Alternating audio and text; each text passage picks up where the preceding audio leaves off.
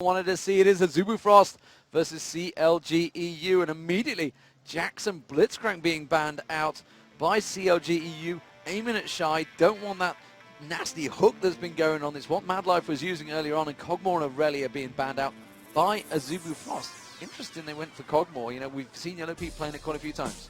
They're really target banning again back and forth. We saw Scar earlier said he's doubtful that Orianna is going to get played in the rest of this tournament. Anivia ban targeted at Froggen, and the first pick Jayce. This is something CLG has done numerous times here. Not only do they block Shy and the other team from having it, they gain so much disengage and fight control with that acceleration gate from Jayce, and that first pick is going to work out well for them. So how will Azubu Frost pick against that with the Jayce pick? We've seen a number of things from Shy. We've seen Shen in there. We've seen Singed in there. What will they go with against Wicked's Jayce? And you can see Shy there on your screen. The thing is that Irelia has shown as somewhat of the counter to Jayce, and the fact that they pick it first means what are you actually going to do about it? We know that Stanley played an amazing Italy in the past game. That would line up against Jayce. Taking the Karthus away from CLG EU would be very strong. They banned out the Kog'Maw. They're really just taking out what worked for CLG EU, trying to throw them off their standard play. And even though you say you can't really ban out CLG EU, you can at least try to make them uncomfortable. And you do that by picking their champions and making them play something slightly different than what they did the last game. And the Alistair's big time picked up. And Alistair, of course, one of the big, strong champions in Korea. Now, the big question I'm going to have for you now is, has CLG EU been playing Evelynn? I don't think Froggen's actually been playing Evelynn because it got left off of the picker ban. I think what they did here, he asked us whether Rapid Star played Evelynn, didn't they? And they don't think that Azubu plays Evelynn, but I don't think Froggen plays it either. So they actually just saved picks and bans. They got the target out, and they weren't fearful of Evelynn. I don't think they're going to end up picking it themselves here. They get the Maoka. He is looking very happy. They have something planned here. It's not going to be Nasus, surely. No way. After we just heard Skarner saying, I can't think of any team comp that Nasus fits into, I would be extremely surprised if they go Nasus versus Jayce. Have Scar eat his words almost immediately if that were to happen, but I am doubtful as well. That Sarah, however, that's a definite support. Could very well be a support, and if they did that, they'd put Alistair into the jungle, which would be surprising to me because Madlife's Alistair play against CLG EU in the 5th game of that was crazy. They made a highlight reel out of everything he was doing to zone people out of fights. Coming in with Shen and York would be pretty strong for them here. Seeing as Wicked hasn't picked in Italy, obviously, because we saw how well that matchup turned out. And Shah's had success with York in the past. So Yorick has been locked in. Looks like it's going to be Shen in the jungle, which means it's going to be Madlife support. We're just waiting for the final AD. I would hesitate and guess it's going to be Graves. So we're pretty sure what Azubu Frost are going to pick. It could be Corki, of course. He could go Corki, but he's a pretty popular Graves player, I believe. Gunwoo has shown that he really does subscribe to that big 3, pick 80 carries with dashes. Seeing as Ezreal's already gone, Graves is his natural fallback, especially when he has to deal with something like Maoka going on him. In the past, though, teams up against Maoka would generally pick Corki over Graves because the dash range is more likely to take them into a tower. If Crepo gets to play Soraka, he used to play an absolute ton of this. And if they do this, they're going to go for a Morgana potentially. They try to land a Dark Binding and then combo it up with the Jayce. This is something that they were talking about earlier. This is a poke comp, essentially. They try to get a lead, they land the Binding, and they combo it down in. Bringing out game 1, that means flash bananas are available to Crepo. That's where it came from, where that phrase was coined against Moscow 5. However, they're against Azubu Frost, and Moscow 5 are out of the tournament. Will CLG EU follow them? That is the question. Final pick. Now we're just waiting for that Morgana to get locked in. Expecting it will do. And will it be Graves or will it be Corki? I'd be surprised if they pull out something else. It could be Draven, which is definitely an interesting one because remember CLG EU banned out Draven against Dignitas because they said, we simply don't know how to play against Draven. That would be a level of research that I think would be absolutely crazy for them. I don't think they're willing to play an 80 carry without a blink, especially against Maokai and Morgana. It's too vulnerable in all these scenarios. Tristana, I can see it because of how they know CLG EU takes it super late game, and that's when Tristana would become relevant because her range would get above 700. But the misfortune, we did see that twice in the group stage already, but that is, just remembering, I'm kind of eating my own words here, they have played 80 carries that don't have blinks. They did play MF twice, and it was very successful, but this is very dangerous. This is the mid-game strategy for them, because if it does get hyper late, he won't have enough safety to be able to take it over. That's a very aggressive pick by Azubu Frost. So you're seeing the team comps. You know exactly what CLG EU are going to do because, well, they told us. As simply as that. You know, they told you. I was like, don't tell me. I don't want to know. I just want to see it. I will leak this stuff. This is a strategy they had prepared really before any of this. It's something they've really wanted to run. It's all about Dark Binding queued into everything else. I'm a little concerned for CLG EU because this does differ slightly from their standard play that they've been so good at. We haven't seen Froggen on Morgana in forever. We don't know his confidence level. They're so comfortable playing Karthus, and that got taken away from them by Rapid Star. So this is going to be tricky for them. They really have to execute well, and it does feel like they're out of their comfort zone. Well, they said that this is a tactic we discovered 2 days ago, and we've been practicing it since. So that tells me they've been practicing it with Type A Assassins.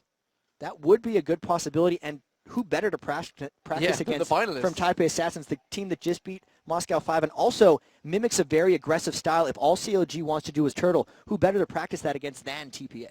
And of course, you know, there's no point saving it because TPA know exactly what it is. So they have to use so it they now have to use use it now. anyway. Yeah, so Azubu Frost, how do you counter this one? They've got 2 global ultis in there. They've got the Karthus Shen. They've got the Yorick as well to help out. We know a Mad Life is absolutely awesome on Alistair. The team comps definitely are strong in favor of Azubu Frost, certainly from their point of view of being relaxed on the characters they're with. I don't think they're going to be able to outpoke because we've seen Mad Life's ability to just initiate fights with Alistair before, even zoning out in the start of them. They have a team comp that can create. They have the Shen taunts. They have the Karthus walls, which we've seen. They stopped the double wall strategy from CLG EU as well. They had the Jayce Karthus walls before. They blocked that. Really, Azubu Frost done their homework as they all now run out of the base. Everyone up top. They might try something sneaky, maybe a delayed blue invade or something along that. So if you've just joined us, ladies and gentlemen, the semi-final has gone underway. This is the second semi-final. If you missed the first one, Type A Assassins versus Moscow 5. It was epic. And Type A Assassins are now in the finals, waiting to see who they will face on Saturday, October 13th, here in the Galen Center in Los Angeles. CLG and the blue team, Azubu Frost as the red team. It is OGN Summer Championships all over again. Who will be facing Type A Assassins? Some would say a definite shock finalist, but honestly, they have proven themselves. They come against Najin Sword and Moscow 5, 2 really of very strong teams, and they've beaten them both cleanly. So crazy to think that Moscow 5 is out of this tournament here, and a lot of poke going back and forth. These are the last 3 teams in the world that are here. We're going to see one of these, and they're playing for $1 million after this. It's crazy to think about. Everything lies on these next 3 games. They've already played that best of 5. They're poking back and forth, and there's a defensive start by both of these guys. They got the wards down where they wanted them, but other than that, it looks like they're just going to go standard in the jungle. And we talked about the nerves, the pressure, the adrenaline, the shakes in your hand coming into this match. It's just, I can't even imagine what these guys go through when they have to really come up against these big pressure situations. As it is, we're going to get no crazy invades coming out here. Snoopate, CLG playing it standard, Azubu Frost playing it standard. They've got to start off, they want to be where they're comfortable. And we did see a double golem take by CLG EU. There hasn't been much of that this tournament because of all the aggression and craziness that happened level 1.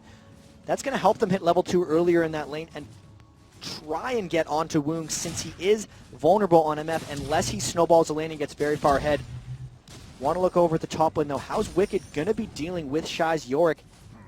Because Nidalee was able to push on very hard to Yorick. Shy has something in his back pocket as well. He's played a fair bit of Yorick already this tournament, and Wicked actually hasn't been dominating lanes on Jayce. He's more been using it for the teamfight utility.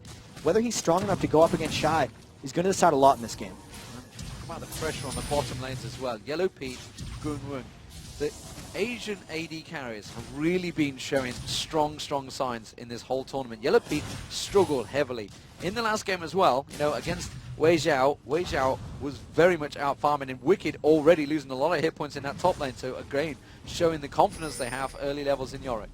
And bottom, they got the double golems, but they haven't aggressed anything before level 2, so Woong happily free farming that lane.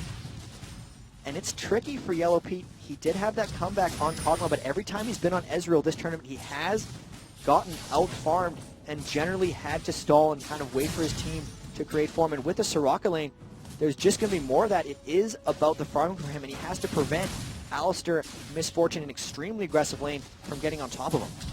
And you know, we've seen Crepo here on Soraka. It's something he is very comfortable with. I mean, he used to constantly be a strong Soraka player. Obviously, they've won the coin toss. They've got the blue side. So this is probably why they pulled it straight out here. Shy's going to get dived on. A good knockback there. You can see the twisted advance. He should get the knock-up. Will he be able to walk away from this one? Shy's going to have flash available. I believe he's just burnt it out. He's going to get dropped down. First blood for Snoopy. Very nicely played in that top lane. And that should snowball for Wicked in the top now. Great gank. They did burn everything, but it was absolutely worth it.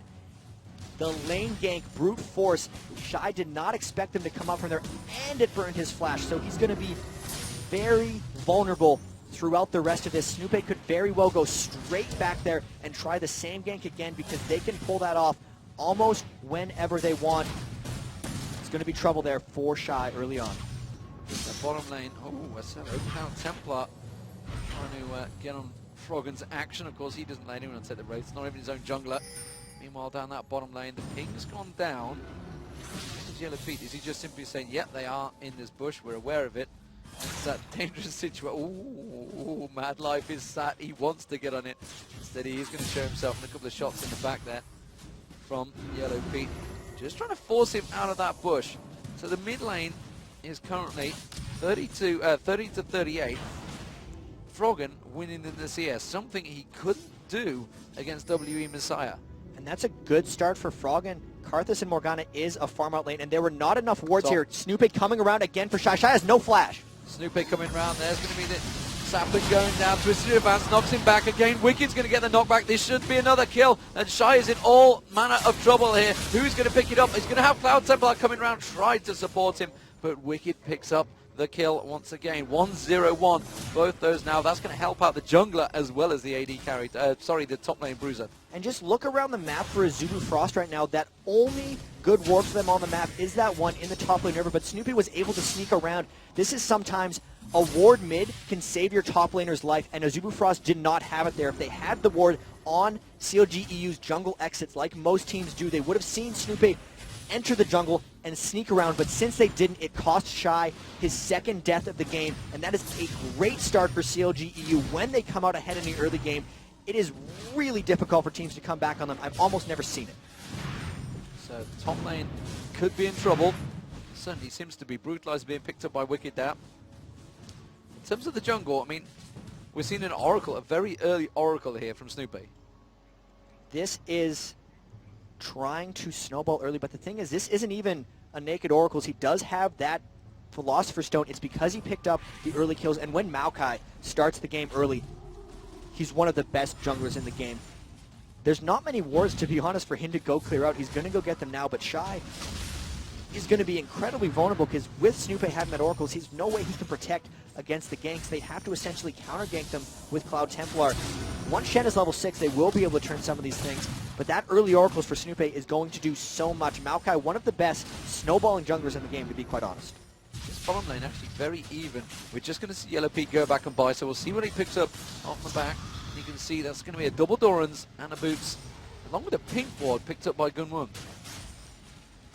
Pink ward by Gunrun, and that's just warding by committee. We saw WE pretty much let FCZF get everything. Different strategy here by Azubu Frost. With the pink ward, they're looking for control of the brush. Alistair loves to camp, and then he'll headbutt Pulverize out of it. They're making sure that they don't have anything down bottom, and Shy is in big trouble. Wicked turning into a huge lane bully, and that's what's going to happen when you die twice early on to a Jayce. He's just absolutely bullying him. We are seeing an early fade straight away coming out. No Doran's Blades. So Yellow Pete feeling very confident in that bottom lane. Going to go for a Trinity Force directly. And look at that. Shy just absolutely forced away in that top lane. And again, Snoopy creeping around. He's in the tri-bush. Going to go around. Honestly, there's no reason why they shouldn't lane dive this one. Rapids, Cloud Templar trying to get level 6 as quickly as possible. He's not going to make, no, he just did get level 6. If they lane dive this, they could try to turn around with the channel. Here it comes. And Yorick hasn't got his ultimate. That's going to be Wicked. Wicked taking a lot of damage. Wicked will go down. And that was a really good turnaround. Shy coming in there to help out. Cloud Templar, coming in to help Shy out there. And really very successful defense. And that was Cloud Templar's plan. He had to rush to level 6 because that was the only way he was going to be able to defend his top laner Shy. They knew that the Oracles was getting cleared out, and here We see a potential invade by Froggen, but that's not going to be able to do much. Farming out that mid lane, still very even. Really had to give it to Cloud Templar, knowing the only way he can protect his top laner was to get level 6 as soon as possible, and he did just that. So potential overconfidence, maybe? How would you give that one? Mid lane has been pushed. We're seeing Morgana heading south here, along with Snoopy. I think they may try and make an attempt. No, he's just saying, I'm going to take your race against Snoopy. I know you stood right next to him, but I'll keep on that tax. I think that was overconfidence by CLG.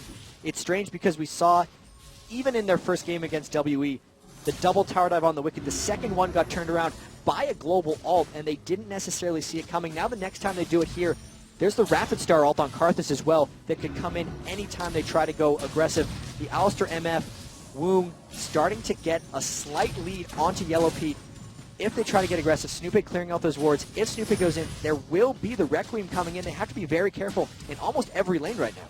So Woong just using that pink ward to clear out that bottom lane. Snoopy is going to sneak across, but in fact he will pick up the purple ward. So that purple ward just been placed by Woong there, has been taken out already. Aggressive stuff from Froggen in that mid lane, forcing Rapid Star back. He has got Wicked coming down, which means a Dragon is almost certainly on the cards for CLG here. And Snoopy, again, with that Oracle, clearing out the wards. So everything now completely clear. We've got 5 members of CLG all in the river. And they have to be careful. This Dragon looks like it's going to be...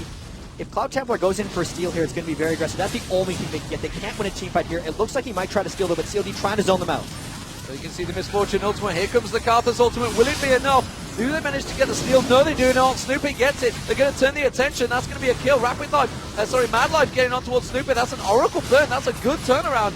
Cloud Templar's going to go down. Wicked's got away with this one. Crepo might get dropped. Woong's on the back of Froggen. You will get in there. Mad Life taken very low. Hasn't got his ultimate available. Forces the flash from Froggen there. And Woong might be able to pick up on Wicked here. He's going to get another shot. Will it be enough on the turret? Has he got enough to take it? No. Wicked has baited him in. If we could get the camera back down there, we can see they're going for it. On towards the champions. Damn it. Woong's taken down very low. We missed all the action, but he was almost dead on the back. And you can see Froggen is trying to push the pace there.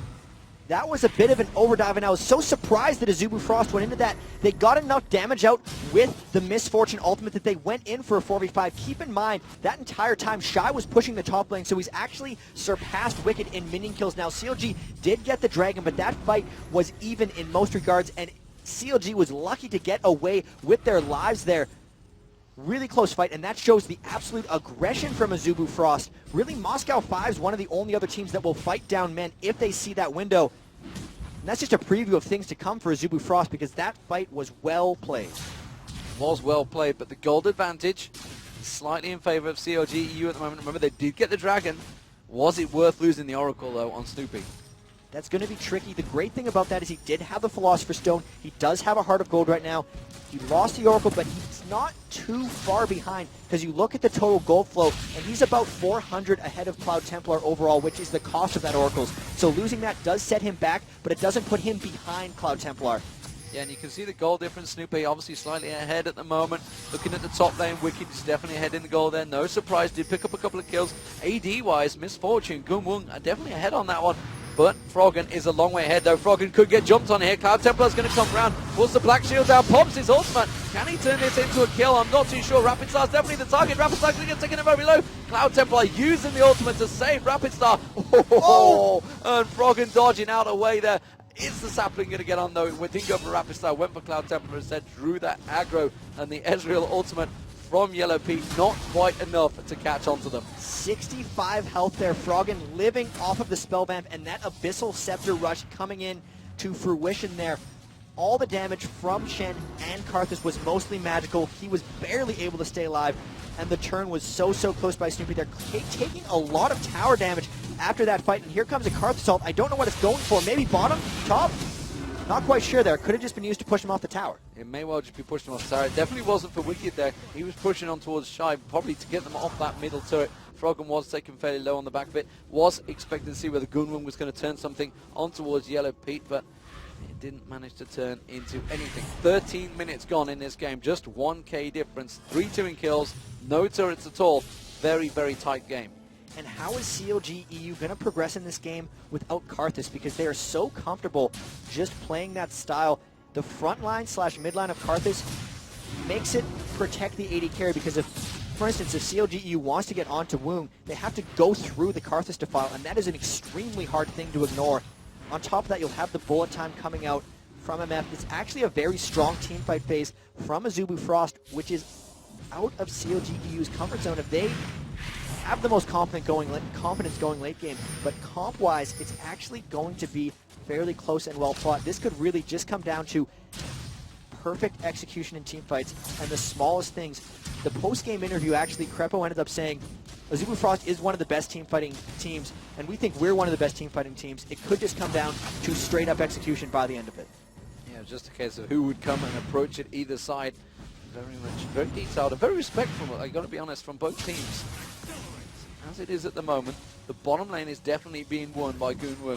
127 to 103 CS. Mid lane, we are seeing Frogger slightly ahead. We saw how aggressive he was feeling. We're seeing it right again here. Puts the Black Shield out there. Pops the ultimate on towards Rapid Star. Tries to dodge those layaways. Has he got enough? No, he hasn't. The Dark Binding caught onto a minion there, and they both back away from that one.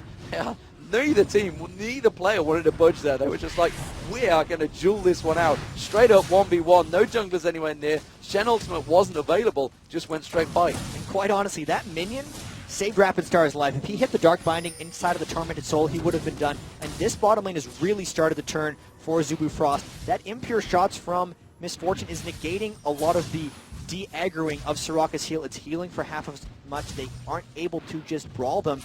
Even with that early phase, they're just getting out-pushed. Woong and Madlife controlling the brushes a lot, just keeping them pushed back to the tower. And aside from that, they can't create much. Cloud Templar now with an Oracle's Elixir trying to create a lot for his team. The top lane is actually equalized during that Dragon when Shy was able to free farm, and also during that tower dive. He clawed his way back into that game, and that's the mark, potentially, of some of the better top laners, is when they fall behind, they know how to claw back. And the fact that he's come back from 0-2 really speaks volumes to his skill up there. Union Boots being picked up here by Wicked. Definitely something we haven't seen him take, I don't think, on Jayce. Just keeping my eye across the board. Now, we did see that Phage being picked up very early by Yellow Pete. I don't think he's backed since then, so we'll see where he's going to go. Probably Ezreal, I would guess. No, it's going to go straight Sheen. Okay, has of course got that Vampiric Scepter in there. It's had it for a while, so no surprise. Wants to put just a little bit of proc damage on towards Goonwoo. Goonwoo also backing off. Probably got enough for a PF sword maybe now. And that's going to be Wicked catch on towards Rapid Star, trying to force them back. Dragon is available shortly.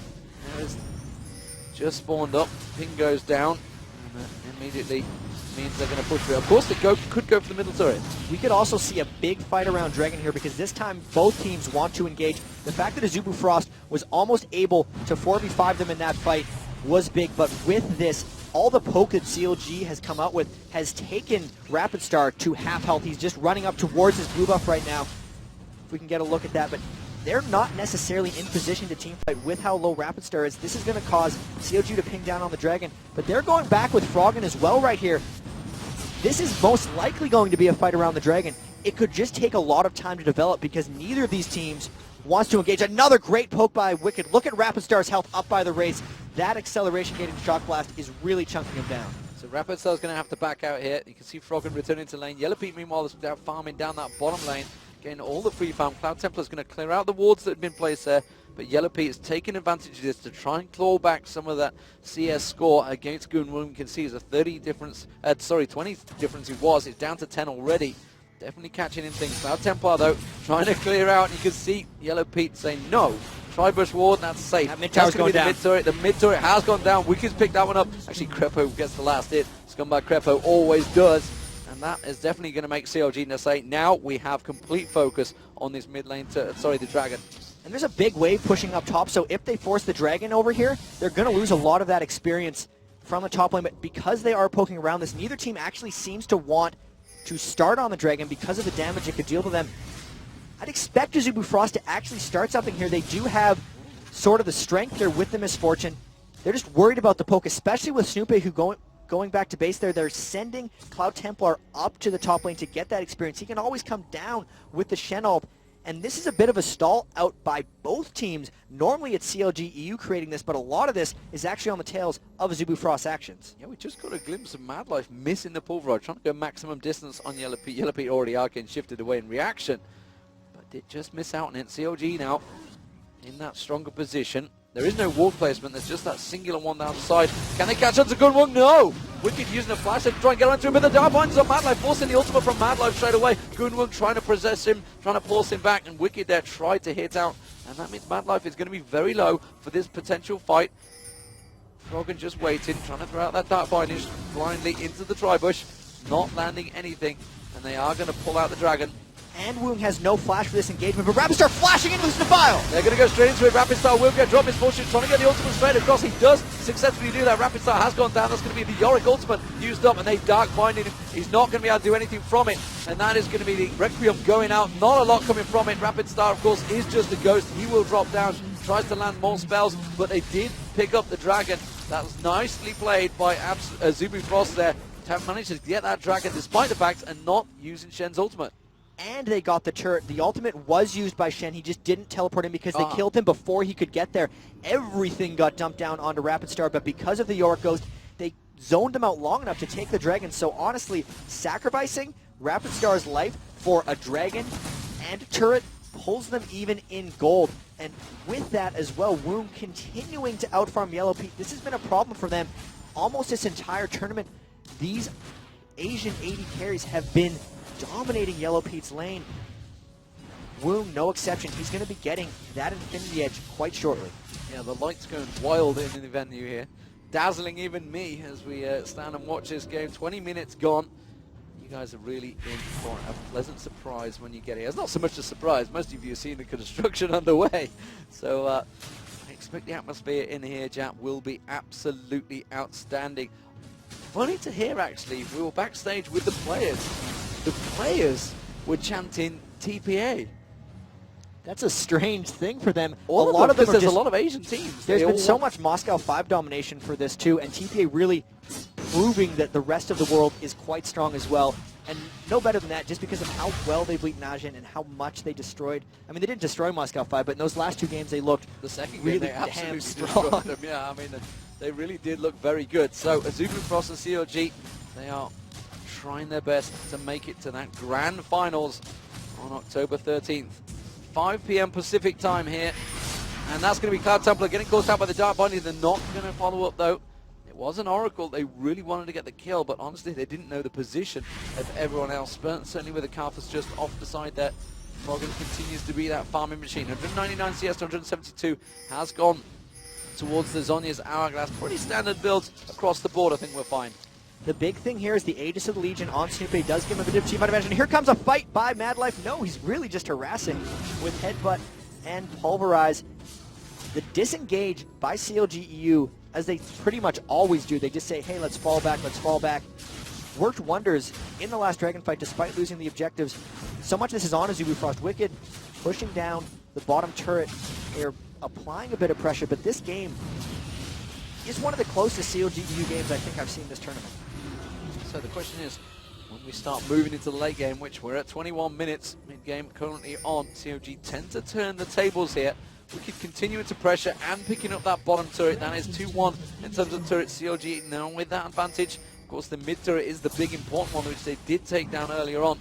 And they were trying to force that dragon. We're seeing Froggen just off to the side.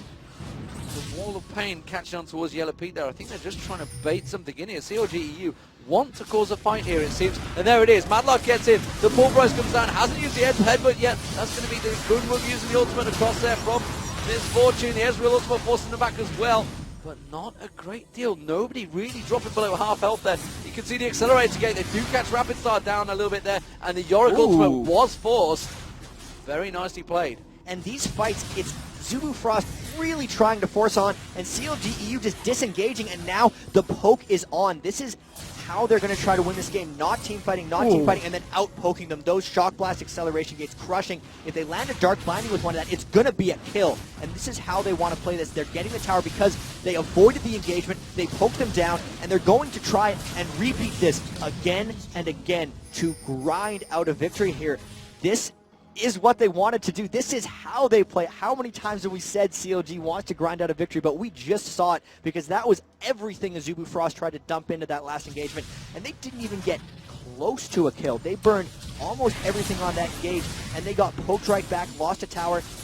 They might get a little gun shy here because that hurt them. They need to find a way of flanking. They need to find a new way of team fighting. This is looking good for CLG. It is, and it's actually early aggression, I guess you could say. Certainly early from the CLG terms. It is. They are definitely turning the tables here, and the poke gain again coming on. Honestly, I'm not too sure Azubu Frost want to fight for this one. There's a couple minions there. They should take advantage of it. They've caught Cloud Templar in the Dark Bindings, and again, he is unable to get involved in this fight. CLG EU just going to wait for the next wave to come up there. We'll get a couple more pokes onto it. And poke is actually, even though CLG is a late game team, a bit of a mid-game strategy. The poke is only as strong as the time in the game. Froggen trying to come around the side, but they have wards to check it out. Wicked just spamming those spells onto the tower, and it looks like they're going to be able to take it down again because Azubu Frost right now doesn't have an answer for this poke. As long as they stay here, it's shown they can't engage team fights, and the longer they wait in the turret, the lower they get. So they're eventually going to have to back off here. Yellow Pete actually trying to bait something out here. There it is, the flash taunt from the Cloud Templar, but they immediately disengage. They just back away and say, fine, we will poke you again. Honestly, they're quite happy to just keep forcing him back there. Cloud Templar again taken down. There's the wall. That's surely going to be good one going down. They would just turn everything towards him. Yes, they will. That's the Yorick ultimate dropped on him, and they just back off, say thank you very much. We've picked up a kill. We are not in trouble any way, shape, or form. Very, very well executed by CLG EU. They will take the tower off the back of this one. They're going to go in there. Cloud Templar's got to be careful he doesn't get caught out. Yellow Pete will hit the damn tower. This is great for CLG EU. We've seen some poke comps executed well in the past, but this one in particular is a little bit better because they have such a strong team fight if they do actually get engaged on. Normally, Morgana, Maokai, Jayce are actually very good at initiating. It's just the disengage. A lot of their ability with this comes from how good CLG EU is at disengaging.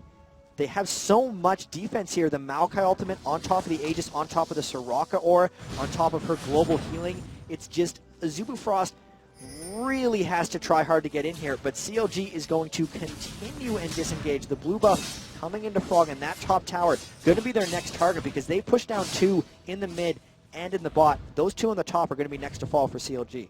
So the dragon is available. I think he just backed off. You can see that he put the sapling down. He's going to be well aware of Mad Life coming around there. Would have seen him put that ward down. CLG EU, 26-minute gone. It's 5-2 up.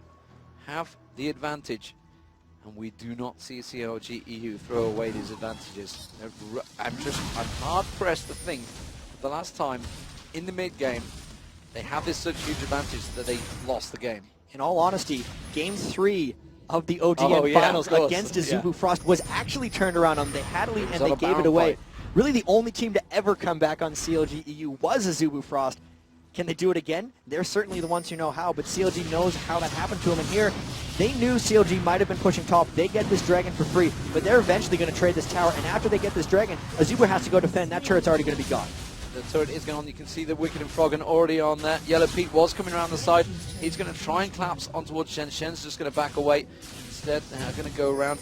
Is Red available? Red is not available, so they're going to keep driving on. Cloud Templar is coming on. Can they catch someone through the jungle? We can see Froggen just around their side there. Catches Mad Life with the Dark Binding. And that means they're going to be coming around the side. Do they want to defend this one? That's the question. CLG EU just poke them down. They did exactly the same thing on the bottom lane. Azubu already down 5 turrets to 1, and if they're not careful, it's going to be 6, but really, they don't have a good way of defending this. Look at the poke, the Dark Binding, the Tormented Soil, the Shock Blast Acceleration Gate, and really, Azubu's tried so many times to fight them. Now they've already been poked down. There's no way they're initiating this fight. This turret is surely going to fall. They're trying to split push with Cloud Templar, but they're going to lose some members here. They've gone for a shy. He's going to go down. He's been silenced and he will get dropped eventually. No! Oh, thought he got away with that one. But you can see just has got him from the Tormented Soil, and Froggen pushes forward. And now they're in a 4-on-5 situation. CLG EU might dive this because they know Cloud Templar is pushing mid. They know they have a man advantage, and this could actually be some aggression. Look at Wound getting extremely low. They might just try to take this turret and inhib. They tried to go for Wound now with the Ezreal two-shot barrage. Doesn't matter. They could get the inhibitor turret. They will. They've turned it into a real good push here. Still, Shy is in that mid lane. He's going to have to come back. He's taking that turret in the middle. But honestly, trading an inhibitor for an in-outer turret, that's craziness. That's almost a panic move. They thought they'd be able to hold the inhibitor because they knew that they just get outpoked when they sit there. They were hoping CLG was going to try to do an extended dive, but then when Shy got caught out like that, there's no way they could hold with 3, even 4 members. They would have lost the team fight, and if they would have gotten aced on that inhibitor, that would have been a 28-minute defeat for them. They need CLG EU to make a mistake because that poke so far has been flawless. They need to catch them out at Baron or something creative because CLG EU probably isn't even going to go for Baron. They know how well they poke down at these turrets. They're going to have super minions over in that top lane. If they go for the bottom tower and just rinse and repeat what they've been doing already, I don't see what Azubu Frost does to stop it. They're going to try an all-out, absolute last-ditch effort at initiating when they get to that turret, because other than that, they're just getting starved out of their turrets right now. We're already seeing the Yellow Feet with that Trinity Force already nearly got the Infinity Edge as well. 103, 218 CS, 242 CS for Kog'Maw. Kog'Maw definitely got a good build on. The problem is the rest of his team are really fighting against an uphill struggle here. The poke comp coming out, Wicked Yellow Pete just throwing it out there. And again, Froggen catching out Shy with that Dark Binding really has been key to setting up the kills, key to setting up the poke. Once someone's Dark Binding, I mean, it's so easy for Wicked to just hit them. And there's not even an Oracles right now on Azubu Frost. Their Oracles is on Cloud Templar off farming. So they're trying the last-ditch initiation here. Can they get it? There's a disengage coming already. Because the Yorick ultimate used on Rapid Star, they've just backed straight away. They can do it so quickly. We saw it in the Team WE game, or sorry, game 2 or whatever you want to call it. If you guys can cast your mind back, they definitely managed to disengage. They had the Wall of Pain, they had the Acceleration Gate in the game. They just managed to get straight away. Shirelli popped away, and the Acceleration Gate, they just walked straight away. And now Azubu Frost completely separated. CLG's going to get in, going to hit this turret. It's already half health. They should be able to shred it down. Mad Life's trying desperately to keep them there. Headbutt Pulverize going down. Actually, they missed the headbutt when Wicked just with the Dark Shield, keeping them at bay. Again, the poke coming out.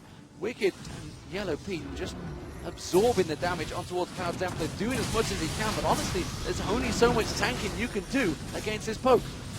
A well-executed poke comp is one of the most hopeless things to fight against because you try to initiate and you know it's going to get punished. You try to sit in the tower and that gets punished as well. This turret now at half health. The next Dark Bind that lands will either be the turret or a team fight victory. There it is. He's now at half health. He's trying to take out wards, but he's at half health. All of their team getting lower and lower. The turret getting lower and lower. CLG EU just sitting pretty. Safety with the Black Shield, with their disengage. They're trying to use everything to keep them off this turret, but it's only a matter of time until this turret falls and CLG takes their second hit. And it just needs one more hit. There it is from Yellow Pete. Goes up, hits that turret out, and what is Azubu Frost going to do about this? They're in desperate trouble. There's a huge creep wave on the bottom lane as well. CLG EU could be able to turn this one around in a matter of seconds. Cloud Templar's gone down there to try and clear it out. It means the inhibitor's going to go down. They're going to turn on towards Cloud Templar. Cloud Templar's got to be careful. He's going to get Flash Ultimate on them. That's the Dark Binding lands. Cloud Templar drops an Oracle down. That is the least of their worries though, because CLG EU are ripping through them. You can see they're trying to turn back on, and a quick disengage for CLG EU. So quick to just back away from all the damage of Azubu Frost, and they are helpless against CLG EU right now. And this is Jayce in a lot of ways. The Acceleration Gate is the key to their disengagements. Obviously the Black Shield helps, and there goes Woo. There goes the tower. They're big team fight here. Big team fight is definitely going to go CLG EU's way. Rapid Star already dropped the Yorick ultimate on him. They're going to separate away from Rapid Star. Wicked might go down from this one. Mad Life will get dropped as well. He's signing the pull. Froggen turns around. Yellow Pete will go down. Sorry, Yellow Star's on a completely different team. Shy may be able to pick up a couple of kills here. On the back, you can see he's going to try and desperately get on towards Snoopy. This could turn around, but no! Froggen is there again. Just enough mana to land the Dark Binding, and CLG walk away. And that was a 3-for-2, so it looked like they might lose a team fight there, but they actually came out ahead. 9 turrets down, 2 dead inhibitors, the last one being exposed. Shen desperately fighting against these 2 Nexus turrets. The Baron is a free choice for CLG EU now. Only 32 minutes into the game, and they've pushed and obliterated Azubu's Frost base. They do not have an answer for this poke. Brilliant team composition thus far from CLG EU, and that practice against Taipei Assassin seems to have paid off in spades because they've only been practicing this comp for 2 days. Imagine if they have 4 days for the World Finals coming up after this. Absolutely. The question is, what will Azubu Frost do to react to this one? It's looking like CLG EU are almost certainly going to close this game out. How do you react? Do you react to a comp that you probably won't see next time around? Because I'm going to guess, I'm going to throw it out there, CLG EU probably only had this plan for blue side.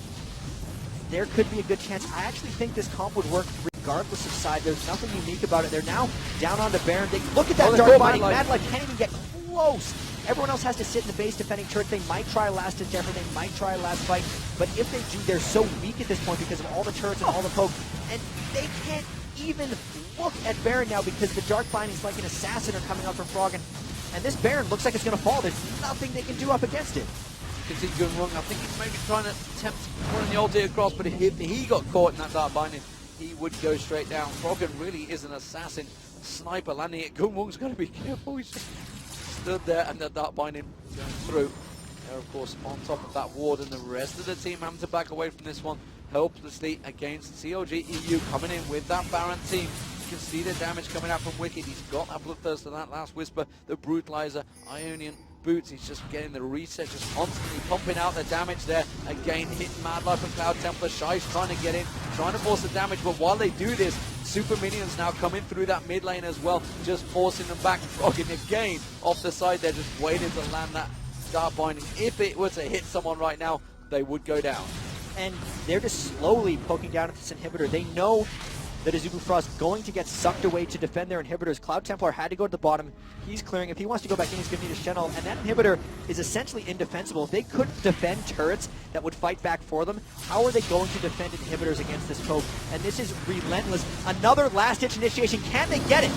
Well, Mad Life's going in there. They're trying to get on towards Wicked. Wicked might be able to flash across here. I'm not too sure whether he's got it better. I think he just used it a second ago. They're going to try and capture on towards Wicked. They're doing everything they can. They do manage to get Wicked. Gunwon turning around. He's going to pop his ultimate. Oh, no, interrupted it straight away. Snoopy there straight away. Twisted advance. And that's going to be Gunwon going down. Cloud Templar's trying to back away from this one. He's been silent. He gets twisted advance. He gets knocked up. Rapid start with the Yorick ultimate across him. That's going to be the ultimate coming out there. Is it enough? No, Sonya's hourglass from Froggen. Shy's going to get dropped. That's going to be Yellow Pete doing all the damage. Now he arcane shifts through. They're going to try and close on towards Mad Life. Mad Life is not being able to get it towards it, the turret here. Twisted advance, followed by Dark Bindings. He is dead. It's a 4-for-1, and they're going straight for the Nexus turrets. That Karthus ult fizzled. He either died or that was a Yorick Ghost coming out. Either way, it would not have mattered in the grand scheme of the team fight. Brilliant execution by CLG EU, taking the first game, and this was commanding a total victory by CLG EU. 14-5, 11-2 in turrets. It is very rare that you see such a massive, massive gap from a 35-minute game by CLG EU. Turning the tide. Tremendous performance there in game one. One more. They told us about this tactic 20 minutes ago, or well, 20 minutes before the game. While Taipei Assassins were beating Moscow 5, they said, we've got a brilliant tactic we are going to use. And that was brilliant. Shock there. Jayce been the ban against them all the way through, and like you just said, Jayce has been banned out. So really back and forth here. Anivia still on the board, and CLG EU actually banning it out themselves. Wow. They were looking to pick Anivia away from Azubu Frost, and they did not let that happen. That was really quick back and forth. CLG had their same scouting report. Orianna. Jax and Blitzcrank gone. Orianna is absolutely available, and boom, there it is. Well, how's going to get locked in, but, well, Orianna, 100% record so far in this tournament. Whenever someone picks it, it has been an incredibly strong pick. What will they use alongside it, though? Will they use something to launch themselves in there with that ball, that Orianna ultimate? Skarner would be a great example. We've seen Skarner. I think Skarner was banned in the last game? I think they just didn't pick No, I him. think Was he CLG banned it against Cloud That could have Templar. been it. I'm pretty sure. And on top of this, everyone in the Pro Players Lounge is just saying, Orianna, so much control. And it's just offensively, defensively, it's a little like Jayce in the fact that she can speed up the entire team at once, but she can also just initiate all these fights. I know that toys on Orianna, 3v1s a lot of times. We've seen other members just kite entire teams with her. She's been so dominating this tournament. Azubu Frost with that Vlaidimir pick, that could go top lane or mid. What do they have to go up against Orianna? Here's a Nunu pick as well. There was so much value on Nunu and Orianna even in the last series, and we're seeing it transfer over into this. Of course, Nunu Kog. That is just what CLG runs when they have the opportunity to. That's a powerful lineup forming for CLG, I mean, and these picks are fast. They've got the defensive line straight away. So, you know, they've got the Skarner hook to just get him away from Kog'Maw. They've got the Orianna ultimate to get them away from Kog'Maw. Yellow Pete's just going to sit and farm in the background. They're going to get the Phantom Dancer. They're going to get Infinity Edge. They're going to end the game. That's what they're going to want to do. The Sona ult crescendo could come through and disrupt some of that, but we haven't seen teams get through Nunu Kog very well without insane split pushing, and that was Stanley's Nidalee. I don't see that in the cards right now for Azubu Frost. But these are power picks, in all honesty, out of Azubu Frost. These are what they like to play. The Ezreal, the Sona, Mad Life legendary for Sona in Korea. It was needing to get banned out a lot of times. Even in the set they played in the OGN finals, one of the most aggressive, hardest to deal with bottom lane. Scar said in the interview, Ezreal Sona, just almost impossible to deal with. Ahri coming in, that's something that could dive through and potentially get to Kog'Maw. We haven't seen much Ahri in this whole tournament, have we? I'm just trying to think, is that the first Ahri of the tournament? At the semi-final stage? I don't even remember one before. It might be. And she's been such a strong champion. She used to get banned out regularly. And there's not really anything that you've done to us to put her off, but, well, that's an interesting one. The stat people out there, you guys, Numero Cruncher and everyone else, you guys will have to get back to us and check whether that has happened. Feel free to tweet us, of course, #LOL Esports. But honestly, I don't know. I can't think of that one, but what will CLGEU's final pick be for that top lane? It could well be Shen. That's a very good protective comp straight away. That would work brilliantly for this combo. They could get the Skarner launching in, Orianna launching in, Shen going straight in with the ultimate. This is different than their previous Protect the Kog'Maw strategies, though, because the other ones were all about high damage and high threat. Orianna is burst and control. Shen is defense. It is about Kog'Maw being the primary damage source, which is a separate way of running Protect the Kog'Maw. The other one just being to try to blow them away with everyone. Azubu Frost does have the ability to get onto Yellow Pete and take him out. They're not worried about the attack speed slow. They're actually able to get in, around, and through the Nunu ultimate. This is a good composition by Azubu Frost. They need to win fast with this to win, but I think they have a chance of doing it. They have a chance of doing it, so you're going to go with the Azubu Frost team comp versus the CLG team comp, despite the fact Orianna's with that 100% record is in there. I have to do it just because they're picking a counter strategy to what CLG has tried to do, and they're really the first team that I think has the right counter strategy to actually get in on fights. I don't see CLG being able to disengage from Ahri and Maokai both if they want to. If they win the straight-up brawls, they'll obviously win the game, but Azubu's ability to force in the mid-game is what they really need. And of course, with the way the picks and bans went, you know, we've heard it with listeners before. They would have known Orianna was coming, so they've dedicated that strategy to be against a counter Orianna. Could they be the first team to do that? They better, because if they don't win this one, they're out. They're going to finish third, fourth. Sure, they'll get a nice chunk of change, but they won't have a chance at $1 million. We'd see a CLG EU versus TPA final. Let's hope they have the counter for their sake so we could see a game 3. So I'm not against either final, that's for sure. But we are getting into the games, ladies and gentlemen. It is underway. CLG EU versus Azubu Frost. CLG EU 1-0 up. If you've just joined us, Azubu Frost now as the blue side. Have they built a team to counter that Orianna of Froggen? Orianna 100% in this tournament, absolutely destroying the opposition so far. Big smiles across CLG EU's face there. Yellow Pete seems very happy with that. He's got a big grin across his face, as does Froggen. Will we see anything from level 1? We see 5 members of Azubu Frost going up Wicked with the Scout, though. If anything happens, it'll be a trade of buffs, if I'm going to predict this. But CLG EU actually trying fairly hard to defend their own jungle.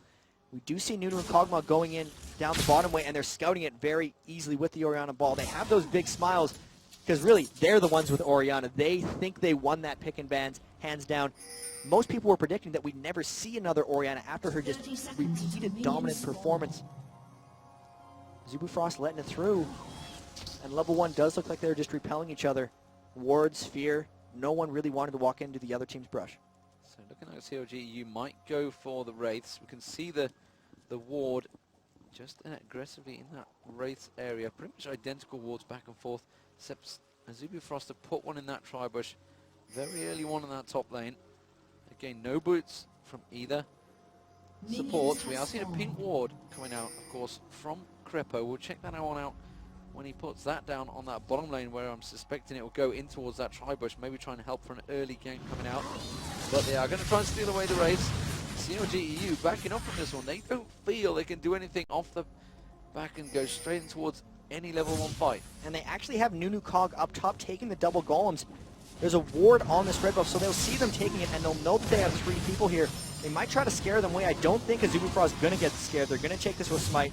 Snoop is going to take his blue buff down on the other side, and this is actually a good start for Azubu Frost, because I don't know if Snoop can actually get control of any of his other buffs based on the fact that they didn't counter invade a red.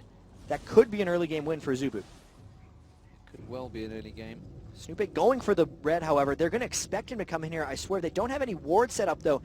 And that's actually a CLG ward in that brush. He's popping potions. He's getting the race down, and they're actually going to let Snoopy just come through here. He's scared. He thinks they saw him. He's not even going to go for red. He's content with just the race steal. So we can see the lanes setting up as they are. I would say standard lanes, because we're seeing the double AD support some top lane this time. It's almost standard at the fact in this tournament. You see them against each other, whether it's in bottom or top. It is support AD versus support AD, and in that lane, especially up top, you do favor Woong and Madlife right now. The Sona Ezreal, immense, incredible poke. And Azubu actually is a team that has went out and stated they don't think Nunu's strong. And that's in large part to Madlife's skills on Sona and his ability to poke down Nunu lanes. Snoopy trying to go up top. Maybe, I think he's just clearing out his jungle. And really, Yellowbeak and Crepo have to survive that lane. There's a big advantage there, really, for Ez and Sona. And here we are with the mid lane. Orianna versus Ahri. Is Ahri the answer to the Orianna puzzle? It's going to be very tricky. Early on, they're just going to be shoving back and forth. We'll end up seeing it once they hit level 6. Ahri, very good at roaming around to other lanes and creating action. They might just try to tower dive onto Kog'Maw, roaming up in the top lane.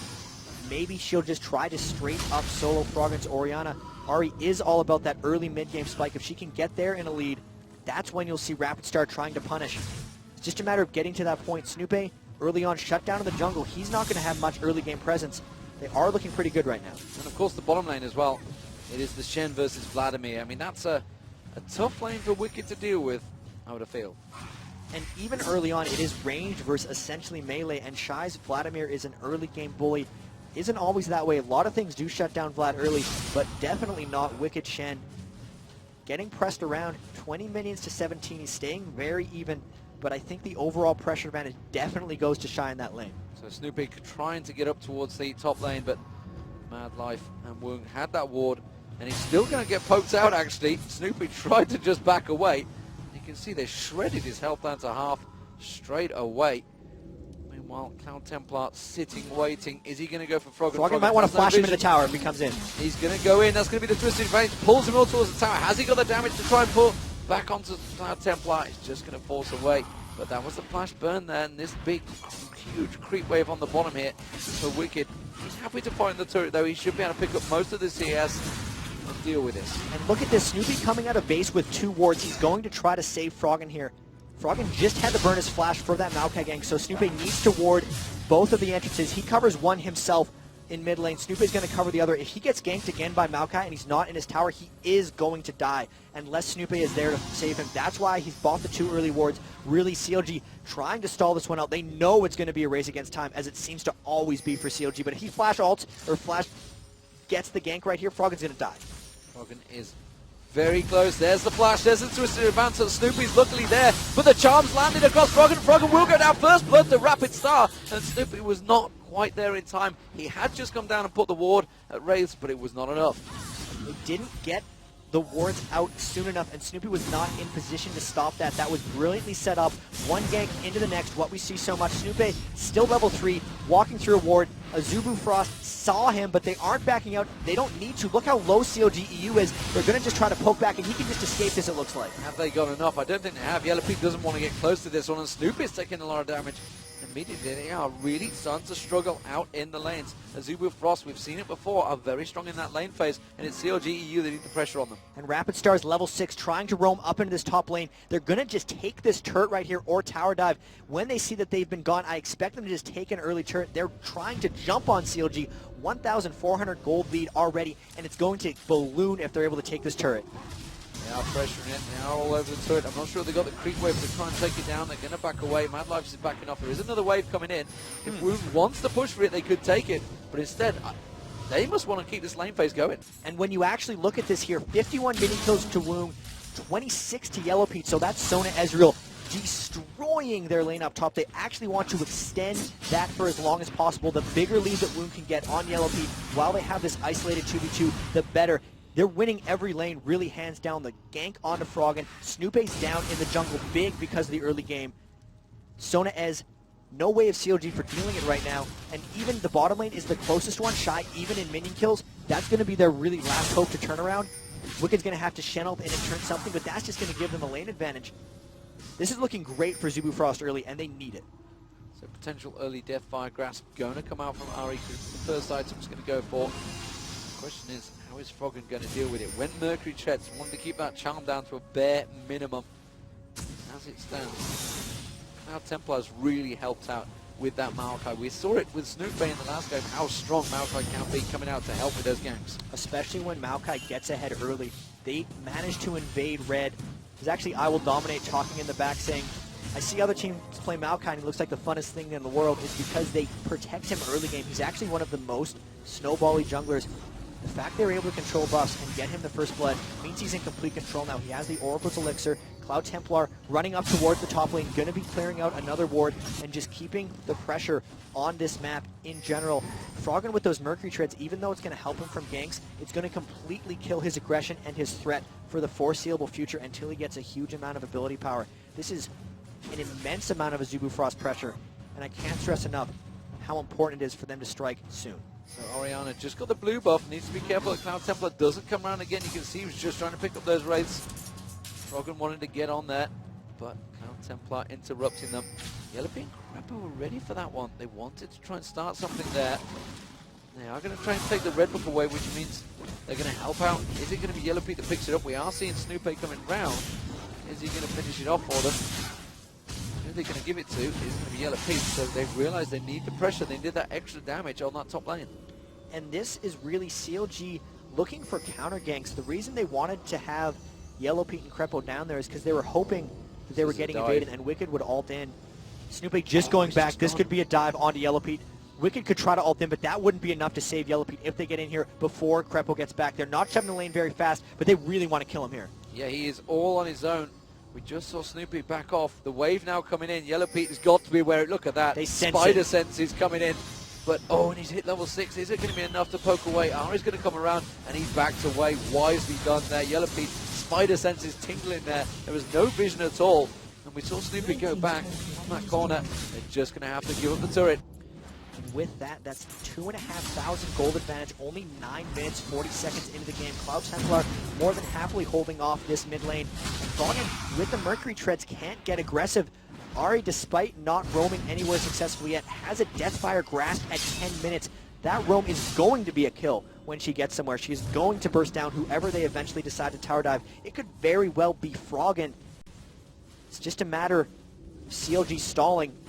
This ends up being the case every game because they are down early and there's no way they can fight now, especially with the way they're playing and especially with their itemization choices. It's all about Azubu Frost pressure here and now. So CLG EU 1-0 up with a clever little poke comp in the first game. Can Orianna hold that 100% record for CLG EU, or have Azubu Frost figured it out, figured out how to defeat them? As it is, it seems to be working very well. We see the lane swaps, we see the dragon push. And you can see Gunwung now down that bottom. Wicked has just gone back. Azubu Frost has got this dragon completely for free. And Woong's not even going to have to leave his lane. They're going to try to get another fast push tower down after this one. They're not even getting low on this dragon, really. So much healing coming out for Cloud Templar. 3,500 early game gold. This could be too passive for CLG EU. They've fallen so far behind. They haven't been able to counter any of their aggression, and they're getting pushed around by Azubu Frost right now. This bottom turret already at half health. Cloud Templar actually getting caught up by Wicked. He flashes away. Ooh, that would have been a close one. And now the aggression is on. Half health on the bottom turret. They've swapped lanes. Yellowpete's trying to recover. It's on them to keep pressing. Snoopy still has got that flash. Could also flash impale someone. Is hanging around that bottom lane. But Yellowpete is off on the top. He's farming. We've got, looks like Cloud Templars just coming down to try and see if you can try and stir up some trouble. Poking the Hornet's Nest. Meanwhile, Rapid Star and Froggen just having a little back and forward in the middle. Cloud Templar is still lingering. I think he's been spotted by the ward that was above, though. It was in the tri-bush. He hasn't shown himself. Now he will, and he'll clear that ward out. And that's actually going to cause... Is it going to cause Wicked to go back? No, it's causing Snoopy to come down. They're going to try and dive it. Cloud Templar trying to be aggressive. They're trying to push on towards the turret. The turret at the moment, and that's going to be a flash engage straight towards the cross. Wicked is trying to get aggressive. Went for good work, saving out the turret. Might be a little bit too late, though, because that turret is already almost down. And he had to burn his flash for that, so the next engage isn't going to be so easy. If there is a saving grace for them, it is the fact that Yellowpete got a bit of free farm there and is only 30 minions behind Gunwung. But if they get another turret down, is just going to snowball into the third turret kill in the mid lane because they're getting a huge amount of global gold kicking here. Orianna is out farming Rapid Star's Ahri in the mid lane by about 12, but the kill advantage is going to even out. And this is just pressure by Azubu Frost. It is Turrets pressure going down. But we're also seeing classic CLG. Where they've said themselves, you know, we've just got to play safe against the Azubu Frost. Wow, if they get the turret off the back of this, I'll be gobsmacked. Yeah, immediately the True Shot Barrage goes across. That's going to keep them to go away. They did manage to take half of the hook points off it, but Froggen, if they fall behind, will just stay up the side and continue farming until they get themselves back into it. Normally the half-hour mark. The question is, will Azubu Frost allow them to get there? Yellow Pete, again, like we said, while all that was happening, that positioning, that posturing down the bottom for that singular turret, the outer turret, they were just farming away. And Rapid Star really trying to work around and find his fight. Smart items actually coming out by CLG EU. The Wit's End on Wicked, because of the double AP composition that Azubu Frost has pulled out, is going to help him a lot when team fights do break out if they try to defend something. Rapid Star, even though he's had the DFD rush, even though he's on Ahri, has yet to pull any ganks off. And here's a potential blue invade. Snoopy's going to try to come in with the steal, but there's a lot of poke coming in. They get the crescendo! And there was some twisted advance as well. Krepo's coming around the side. Krepo needs to back the hell out of this one. He's in a horrible position. He's going to have to use flash. He's just trying to bait him away from the blue. But that was Snoopy going down and didn't check when they had Oracles on. Froggen's going to get caught out. That's going to be the Orianna ultimate. Trying to keep Rapid Star away, but Rapid Star will finish it off on the turret. Really great play from Azubu Frost here. And of course they picked up the blue. I believe it was Woong that's managed to get that one. And they're going to turn on towards this bottom turret. Shen has got to be careful. Wicked is going to back up. There's absolutely no hit points left on that turret. Just a little bit of poke back and forth between Azubu Frost, and they'll have themselves the second turret of the game. And they smell it here. As soon as we said that Rapid Star hadn't created with that DFG, he solos Froggen as he tries to come over to the blue buff. They got the crescendo on to kill Snoopy. That's going to put him even farther behind. Second turret of the game. 5,000 gold advantage. Only 15 minutes into the game. Mid turret's going to be next. Everyone on CLG EU frantically trying to keep up, trying not to get caught out of position, trying not to fall too far behind, but they are falling behind fast right now. This is the biggest early gold advantage I've seen someone have on CLG EU this tournament. And it has to be this way for Azubu Frost because this is very much an all-in composition for them. All-in composition. And, you know, is Ahri the answer? That's the question. It seems to be so far. Is he getting that charm, doing enough damage before Froggen can pull out the shockwave? You know, it seemed really late in the fight until he finally got that shockwave out. And he couldn't lock down Rapid Star. The Orianna with the triple dash made it so hard for Froggen to position the ball in the right place. And even when he landed it, Rapid Star just dashed again and got the kill. And especially just looking across the board, no one's that strong yet for them. Yellow Pete only has a pickaxe. Like, this is way too early for CLG to want to do things, and it's getting forced way too fast on them. The boots and mobility coming out from Cloud Templar. He's going to be getting a Shirelia's Reverie. They don't even care about the Aegis Legion. They're all about just getting into fights immediately, not letting CLG EU disengage. They saw enough of that in the last game with the poke composition.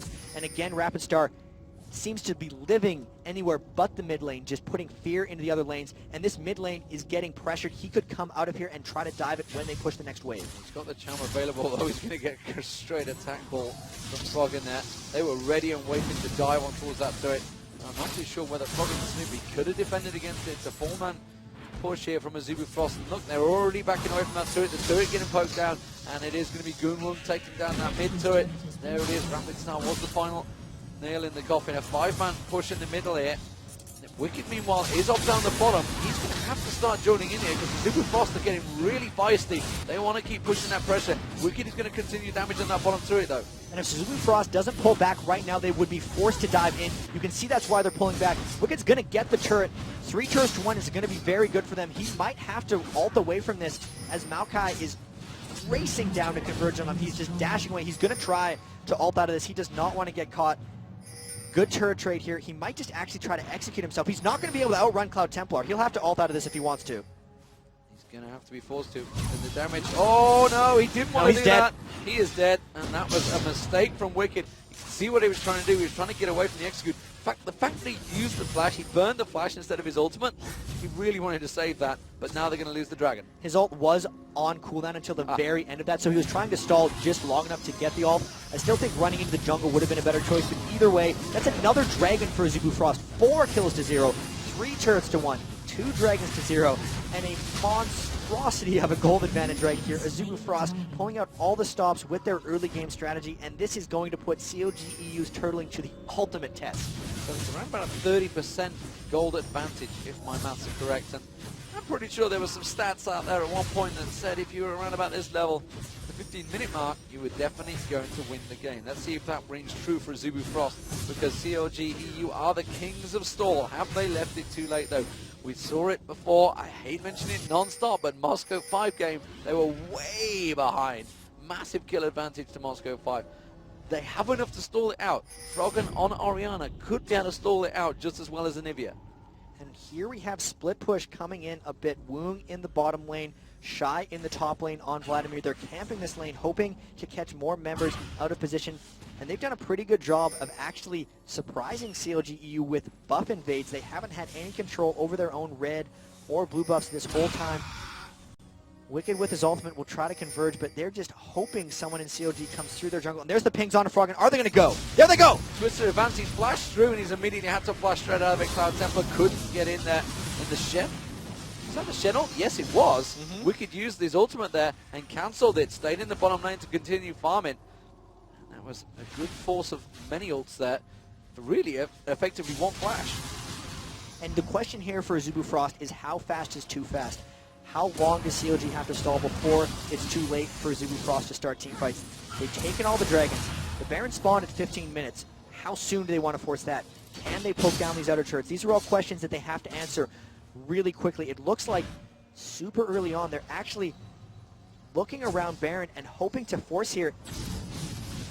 If they do anything, I think they'd peel this if CLG wants to come and save them, because the Baron at 19 minutes is going to be dealing a boatload of damage to them if they try to do that, but they're sweeping it with oracles. They know CLG has no vision. Honestly, if they would have started this 15 seconds ago, they'd have it by now. 2 members of CLG are off taking blue. Yellow Pete's the only one that could potentially scalp this. They might end up just sneaking this and getting it clean. I believe they got spotted there. I mean, there's a ward there. Yellow Pete took a peek, but he didn't ult it. Now he just spotted them peeling off to the side there. This. Are they going to get close enough? They're not even making the move. Honestly, they can't even fight for it. It's going to be Azubu Frost picking up the Baron there on 19 minutes 44. Very nicely done, and now an 8k advantage. Here they are waiting in the brush. CLG EU is going to scout here. They're going to go hard for an initiation. Here comes Ahri. Shirelli's already been used up. They've dived on towards it. The Wicked's been caught out. Wicked will drop to the side there. That's going to be Woong that picks it up. But sorry, Rapid gets the final kill. And they just have to back away. And CLG EU now really up against it. 5-0. Huge goal difference. I feel I've said these words many times before, but really Azubu Frost are really driving home. They're going to try and catch out Woong here. They need to turn this into a kill. You can see Crepper wants to get in there. Hasn't got the damage. 2-on-1 there. He didn't want to go for it. Cloud Templar comes around. He's going to try and dive onto anyone. Have they got the damage now? Can they force a fight on the turret? You can see Cloud Templar, he wants to push this advantage. The Orianna ball going out there, and they're just having to step away from it. There's a creep wave coming up. It's a 4-on-4 situation in this middle turret, and they will take it down. This is unreal. Like, protect the Kog'Maw. There's nothing to protect yet because he hasn't gotten items. He's no kills, no assists. No one on CLG has touched Azubu Frost for 20 minutes. They have been completely taken off their game. This is too far behind to start turtling. CLG has to take action here because they're getting pushed around. You give up an 18-minute Baron. You give up 2 dragons. You give up 5 kills and 4 turrets by 21 minutes. You're putting yourself in a gargantuan hole. The death cap is going to be completed soon on Rapid Star. They have all their ultimates up. They're only down 1 summoner spell. The gold difference between Skarner and Maoka is over 2,000 gold. Cloud Templar destroying Snoopy right now. Just down the line, there's a 2,000 gold advantage for Woong as well. This is what happens when your team is 10,000 gold up at the 21-minute mark. And just overall, top lane even 2,000. So everyone just 2,000 gold ahead. That's why it adds up to 10. Haunting Guy's Sork shoots on Vlaidimir, the Abyssal Scepter, so much Magic Pen for their double AP composition. They now have an Aegis of the Legion onto Mad Life. He got that fast. It's just when you get all these objectives so early, you tend to just get everyone with the aura items, and with this Baron buff, they would not be surprised if they dive straight onto an inhibitor turret very shortly. Well, of course, I mean, it could be Shy diving in there. Vlad ultimate across, just pull away. Cloud Templar diving in. They have such the comp if they could just engage on CLG EU. There's no reason to stall the game out. They could just drive it home. There's a wave coming up on the top lane. They could switch across to that one. They're going to see if they can get a little bit of poking out. You can see that Rapid Star is just off at the side. He wants to see if he can pop that charm out. They are going to go to that top lane. That big wave coming in. CLG EU cannot defend this one. And this is the smart play in a lot of ways. They're taking the outer turrets before they go for an inhibitor defending turret. Phantom Dance are finally getting completed onto Yellow Pete, so he will be doing a bit of damage. They do have a Rod of Ages on Froggen, but they're indefensible outer turrets. That's 5 turrets to 1 now. Will they try to go out for that other bottom turret, or if they should dive? I think they should dive. It's in their best interest. The wave is getting held. Orianna is clearing it well. But they're so far ahead right now, I don't see how CLG EU could repel this if they go for it. In OGN Championships, when they got that round back, they managed to pull it back 2-1. CLG was so down on themselves, they knew they'd given it away. Will they do it again? Azubu Frost looking incredibly strong in this game, and they are just going to switch things up, playing it safe, going to clear out that bottom wave and take the bottom turret. They are not in any aggressive, crazy situation. They have it in full control. 11,000 gold difference, 23 minutes gone. That is enormous, almost double in terms of what CLG have managed to gather themselves. And they've really ended the laning phase remarkably early against CLG, which is stopping them from getting to some of those end game items. Oftentimes they can stretch the game out at infinity and just get the max items. Kog'Maw, not at infinity, it's not even close. They still don't even have an Aegis and Legion. Another dragon coming down for Azubu Frost. Their Baron buff is gone, so they might even wait for the next Baron. Their global gold advantage is just growing and growing. Woong going to be getting that Bloodthirster soon. They can probably take this next outer turret down without having the Baron buff just because their itemization is so far ahead. The death cap has been completed onto Rapid Star. He can one-shot any member of CLG EU, even if it was Wicked at this point, because they are just so far ahead. This is going to have to be a legendary turtle for CLG EU. They've had a couple in the past, but this is asking for a lot. It is asking for a lot, and of course it's for a place in that finals. Could take it 2-0 if they can get it, but it's looking desperately dangerous for CLG EU and Azubu Frost. They seem to be the comeback kings. They've proved it once against CLG. CLG desperately fighting for this one. We've got Snoopy off in the mid lane, so it would be a 5-on-4 push. Instead, they're just going to take away that blue buff. Starve out any of the buffs that CLG could try and get. Any gold advantage. And it is just growing, like you said. It's now 13.5k. The gold advantage continues. The True Shot Barrage off towards the top lane doesn't have enough damage to take down the turret wave, but it doesn't matter because now Woong is going to push on towards the turret. And there is the charming, went on towards Wicked. Death by Grasp actually used out there. Didn't know it, tell a lie. That was just a straight burst.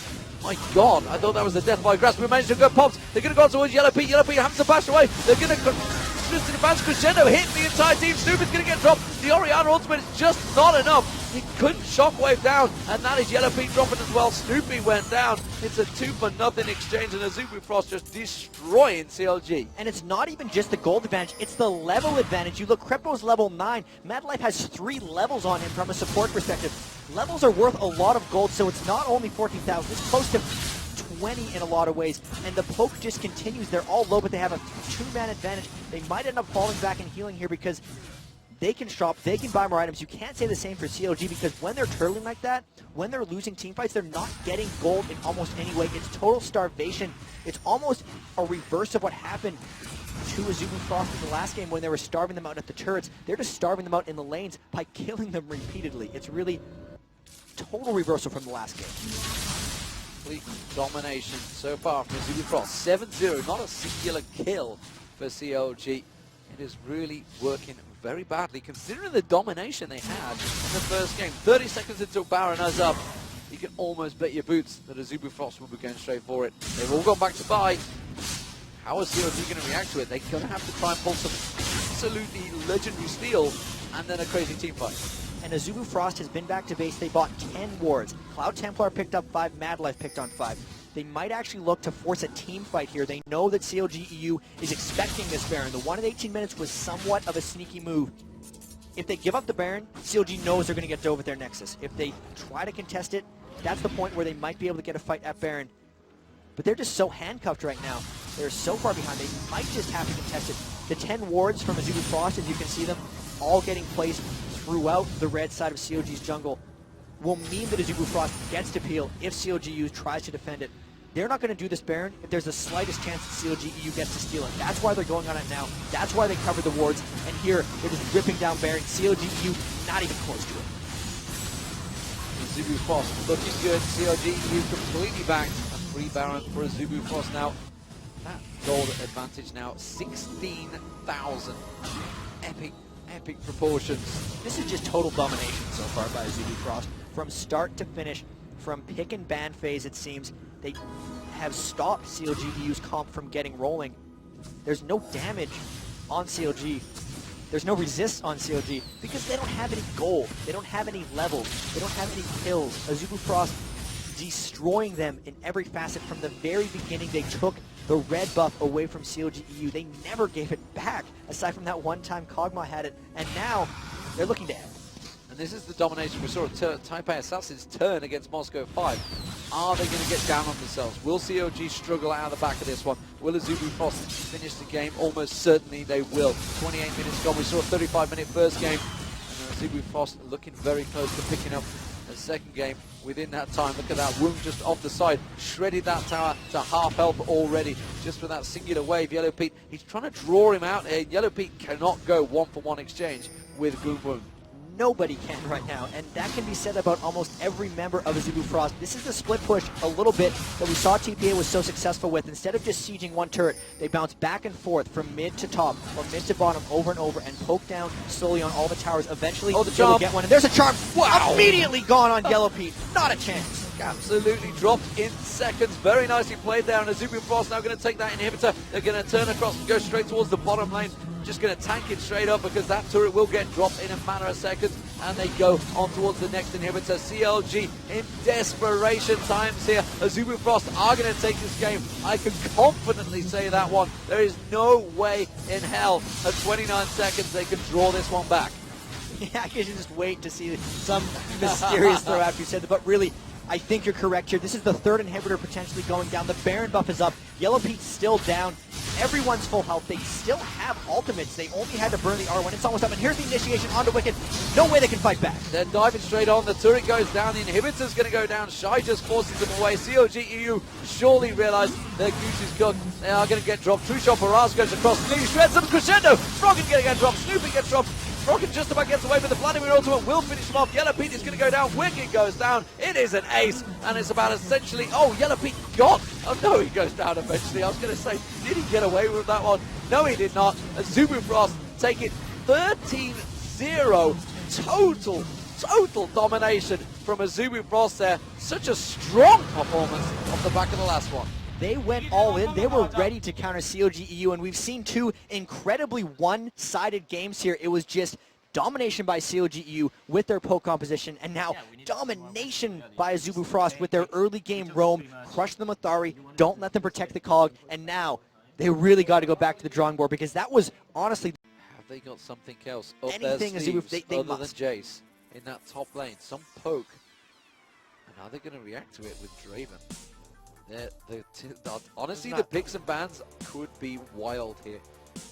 If they're not going to go with Jayce, they're not going to go with Irelia, what are they leaving open? Is it going to be a Malphite, just a hard engage with that Crescendo, with the ulti from Morgana, flash ulti in there, Crescendo across to keep them all packed up? Is this something different we're seeing from CLG EU again on the blue side? I think it could just be more of the same. The Malphite is what we predicted. That's what Skarner did. We see the Vlad. What has Wicked played really this tournament? He's played Irelia, he's played Jayce, and he's played Malphite. Malphite's available. He can work against Vlaidimir in the lane. Unless he has something else perfectly practiced, that's what I see him going for here because it's all about CLG's comfort zone. They did practice the Morgana, they practiced a lot of Jayce, but Wicked, his champion roster is somewhat limited, and that's what Azubu Frost has been attacking with 2 bans for him. They're baiting him into a Malphite. They want to do that. They have a lot of caster damage already coming out. It's going to be a dangerous pick to do Malphite, but I don't know if Wicked has a choice. If he pulls out Riven, that's something he used to play a lot of.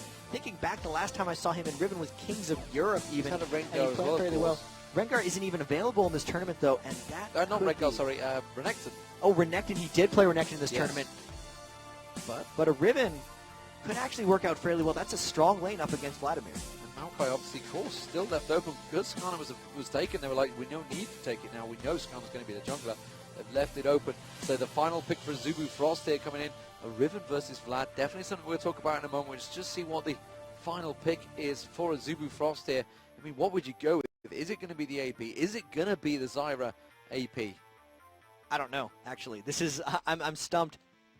Is the Zyra an AP? Is the Vlaidimir mid? Who's top? Shy on Singed. Shy Singed was devastating in the group stage. There is so much deception coming down from Azubu Frost here. You don't know where Zyra is going to go. You don't know where Vlaidimir is going to go. It's making counter-picking for CLG really hard. It looks like he picked that Riven thinking he was going up against Vlaidimir because that's what happened last game. How versatile is Azubu Frost if they switch Vlad between players in between games and then do the Singe? They've done it. They're in with that. This is going to be about the split push. It's almost like the last game where we had Macnoon split pushing with Italy. Expect Shy to try hard on split pushing CLG EU. How will they handle this one? So CLG EU, they've got their Morgana, they've got their comp. Is it the comp they wanted, or were they trying to counter Azubu Frost? And has Azubu Frost countered it so heavily that maybe they're not going to feel comfortable in that lineup? Or are they just so versatile that they can play what they need? And here's the thing. Cloud Templar is going to try to start fights on the situations with the Skarner pulls. It's whether Froggen can really twitch Black Shield and get the right targets to stop the Impales is going to be the decider in these back and forth team fights. The support Zyra has been really good for them in the past. They were the first ones to start playing it months ago, so Mad Life has a lot of practice on that. And I mean, this game 3, one game to decide who goes up against TPA in the finals. These semifinals overall now stretching the full amount of games. Can't wait to get into this game. Minimum of $100,000 to the winner of this game. And the chance at $1 million. That's unreal. And a chance at 1 million. That is a pressure matchup, ladies and gentlemen. I would not want to be in the situation of these players. And I don't think you would either. Well, I mean, honestly, obviously for the chance to win $1 million, yes. The stress, pressure? though? I don't know. Not so much. Yeah, so we saw Shy with Singed against SK. They tried to double gank him. Just did not work. He was so strong. Do you think Wicked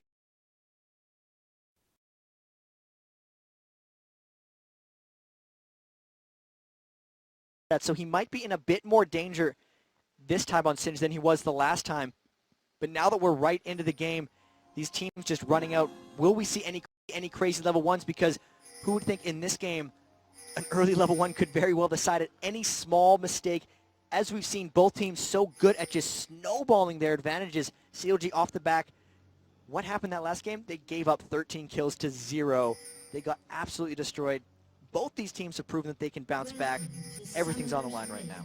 Everything is on the line, and if you've just joined us, CLG EU are on the blue side, Azubu Frost on the red. It is 1-1, all square, last game of the night. Who will join Taipei Assassins in the finals on October 13th, this Saturday, here at the Galen Center in Los Angeles? That will be at 5 p.m. The question is, who will get there? Azubu Frost just put up an absolutely dominant performance, and both teams are on the invade. And they really went exactly mirror of each other at the start, going into the same triangle brush, but now CLG EU working around, they put a ward onto Azubu Frost's red buff, and here Azubu Frost is actually just staying around their blue. This is the exact mirror early of what happened to them that put Snoopy behind on Skarner. They gave up the red while taking their own blue, and they could not counter back, but now they're actually roaming around a bit more. Shy taking a very dangerous route through his own jungle, base checking. That could have been death. 2 wards in the jungle there. Azubu Frost with the invade, and now backing out, and they're not actually taking an early red. And this might be the most standard start we've seen yet. We are seeing Shy get spotted by that ward, and he's going to start off at the race, which as you can see, Froggen immediately going back there. He's going to try to steal the big blue one. He does manage to land it on Shy instead, which means he will not get to steal it. Does a bit of damage to Shy though. Causes him to have to use a health bot already. Azubu Frost going to pick up their own blue here. You can see the blue buff also being picked up by CLG. Wicked slowly but surely stepping through into those bushes. And actually we see CLG EU with 2 members in the top lane. Shy going to have to deal with the 1v2, And the big thing about this is they have 2 invaded wards in the jungle, and they're going to go for an invade on the red buff here because they completely outman them, and they can't fight up against this. He saved his smite, so he has the potential for a steal, but they'll have no vision. CLG is going to pull this around, and Cloud Templar is either going to get himself killed trying here, or he's going to have to back away. This is a great aggressive play by CLG EU. Yeah, they're baiting it out. Now they're going to go in, twisted advance on towards Cloud Templar. They're going to try and finish him off first. Blood surely coming in. Cloud Templar, no, he's just getting away. They waited for Yellow Pete to pick up the kill. And now they're going to try and take away that red buff. Of course, Smite is still there. There's Snoopy, uses it up. They could go to Shy here. Shy on that top lane. He's already realized that he's backing straight away and desperately going to run off. And he will back away from that danger. That early start, so clutch. The 2 wards, the super delayed invade. And that could have been recognized by Azubu Frost when they realized Wicked was bottom and that the 80 carrying support hadn't showed yet. Maybe just a slight slip up. So much pressure on these guys right now. You can hardly blame him, but losing the blue buff and giving it to Ezreal early could be devastating. Now, this is clever. Trying to invade Snoopy. Behind him, Cloud Templar has not been spotted yet, but this could get turned around and be disastrous. Snoopy already picked up the wraiths of Cloud Templar. Now Cloud Templar's out of position. He's just going to try and bully his way out of it. He could just twist to advance straight across to Cloud Templar. Cloud Templar instead forces the flash from Snoopy. Clever, good play there. Madlife could come up. You can see the 2 AD in support had headed north. They're going to turn reverse around and steal the red buff away. And this is clever because they just took the same man advantage. The only disadvantage here is that they will not get the kill onto Snoopy. So the jungle advantage isn't quite there. How's Shy going to end up dealing with this top lane, though? He had the 1v1. You need to get ahead on Singe in order to do things in the top lane. And if we go up there, you can see he's getting poked down rather heavily. He got that early cloth armor, but it doesn't seem to be enough. The poke from that Ezreal Sona lane, the lane that destroyed CLG in the previous game, is now in the hands of Yellow Pete and Crepo. Was that the difference? Can they turn it around? It's going to be very important, that top lane for Shy. Snoopy going into that top lane, Shy very low, and it is incredibly hard in the early levels, of course, for Singe. Could they just try and drive home the advantage and take this turret? They've got a wave coming in. They're going to have another wave backing up in a moment. They're going to try and fend this one off. Shy has had to back completely away. He's going to take the golems, which in turn is going to cause problems for Cloud Templar. But with that, if CLG just decides to take this turret, they could get it because he's taken his health low on this, and Snoopy would be able to dive in on him. They have Skarner coming up to potentially defend, but low mana, level 3 Skarner's not going to be able to hold this turret. We could very well see a 5-minute tower by CLG, but they are able to repel them, and they're actually ghosting in. They were trying Not sure to why I used that one. Desperately trying to force away from that turret, but eating a lot of damage. Of course, those saplings going in, the hook from Crepo. Yellow Pete putting a couple of mystic shots across. We are seeing the wraiths taken away in that mid lane, but don't worry, we want to stick to this action because CLG still 3-man stacking in that top lane. Froggen is just desperately defending. He's going to clear out that problem. No worries at all. And Snoopy's staying here. Crepo's just covering off, managed to keep away in that distance, but that turret is slowly but surely going down. The poke again on Cloud Templar. He's going to back away. While this is all happening, neither jungler is gaining anything. They're just leeching in the lanes, and that's actually good for Cloud Templar because he was behind, but he's actually pulled ahead of Snoopy in experience. The problem here is with them sticking around every time they get to the tower, the turret gets lower, their health gets lower, and their mana gets lower, and CLG EU is not really expunging much to get there. They're going to try to just get this turret fast at 6 minutes. The counter push on the bottom lane is not getting as close. Oh my Rapid start, just at an inch of health. The solo almost coming out from Froggen, and this is pressure being applied right back at Azubu Frost, and they have to concede this top turret. They've conceded the top turret. Shoy has backed away. Here comes Snoopy on towards that top, and that is Cloud Templar already gone away, and they will take the turret. Meanwhile, that bottom lane is being pressured, but here we go. Could be first turret of the game. 6 minutes gone into this game, very early. I'm amazed how low that that mid lane was taken. It wouldn't have been a kill for anyone, of course. It would have just been a funny death, but again, look at this. Yellow Pete immediately recognizes the situation, says, we know we're going to take the turret, the minions are going to take it, we'll just carry on farming. Perfect timing on that turret, actually making sure as many minions were denied as possible. They got the cannon dead there. In the bottom lane, though, it's Zyra and Wound trying to get as much pressure on this turret as they can. Wicked just hit 6. He's going to try to clear the tower. But they're going to get this turret shortly as well. Yeah, they will do a return just as well. Good one will take the bottom turret. There you go. You can see the last thing coming in. Very fast pressure. Oh, Wicked flashing away there. And healing. He actually burned both of those summoner spells. That could have been a bit of a panic. That was a misclick, surely, to hit both. It had to be. The keys are right next to each other. It's a very rare mistake we see from Wicked. There's no way he meant to hit both. That makes him vulnerable in that lane. And that is the pressure we talked about. I mean, he's going to back away. He's going to go to top lane now. Immediately we're seeing the switch out, so maybe... And in fact, no, I mean, the fact that he was backing away had no reason to use the heal. So definitely a misclick. Absolutely sure of that one. So now we're seeing Shy. We do not want to leave Shy left alone because Singed can farm like crazy. Oh, we're seeing Morgana there using the ultimate. Rapid Start forced to back away from Froggen. Black Shield on there. So how is... I mean, we've not really managed to catch a chance of this one. We saw Rapid Start was incredibly low, but this one is still seeming pretty even. And he's been farming out pretty well considering Morgana.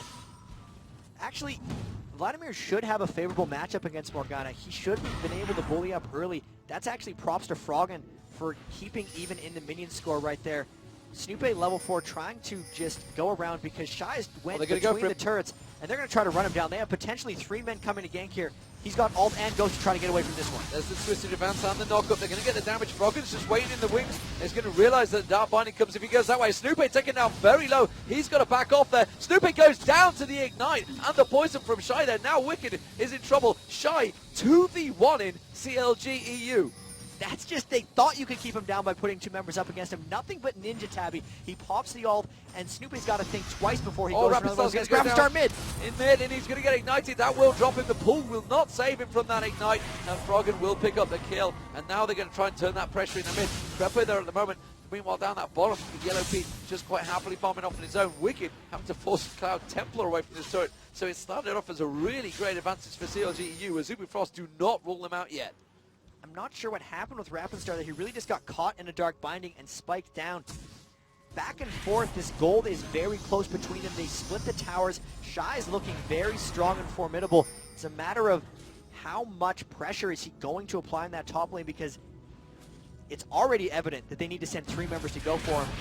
Froggen, though, being an assassin with those dark bindings, wound taken to half health right away. He's only got that blaster one. He's going to rush an Abyssal Scepter once again. That's going to make their team fight extremely strong. Rapid Star struggling in this lane against Froggen. Absolutely. Down the bottom, Yellow Pete keeping the farm, this time up with wound, which is definitely something he's not been able to do, but that bully top and lane, I'm not too sure how that's going to work out. Shy on Singe seems a dangerous, dangerous thing. We're going to get a double Wota coming out here for Azubu Frost, though.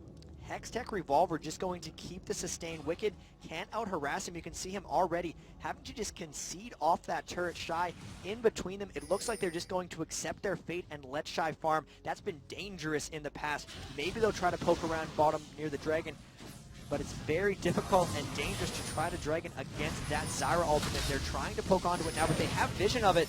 Shy coming down as well. They're going to try to rush it down, but this is a really risky, aggressive play by CLG EU. CLG EU with a 5-man on the dragon. Can they manage to catch it? Oh, good one, nearly getting caught out by Dark Binding. There's the dragon. They're going to go for a fight here. They're going to dive into it. That's going to see Froggen. Actually, they've split off there. Goonwon getting away from it. The damage going down. Snoop is going to get dropped. That's going to be Zyra going down, but honestly, a jungler, I'd take that. Wicked going down as well. Azubu Frost coming out with a 2-for-1 exchange. Really nice exchange for them. And you can see Crepo desperately trying to run away from Shy there. Getting the proc from the phase, though.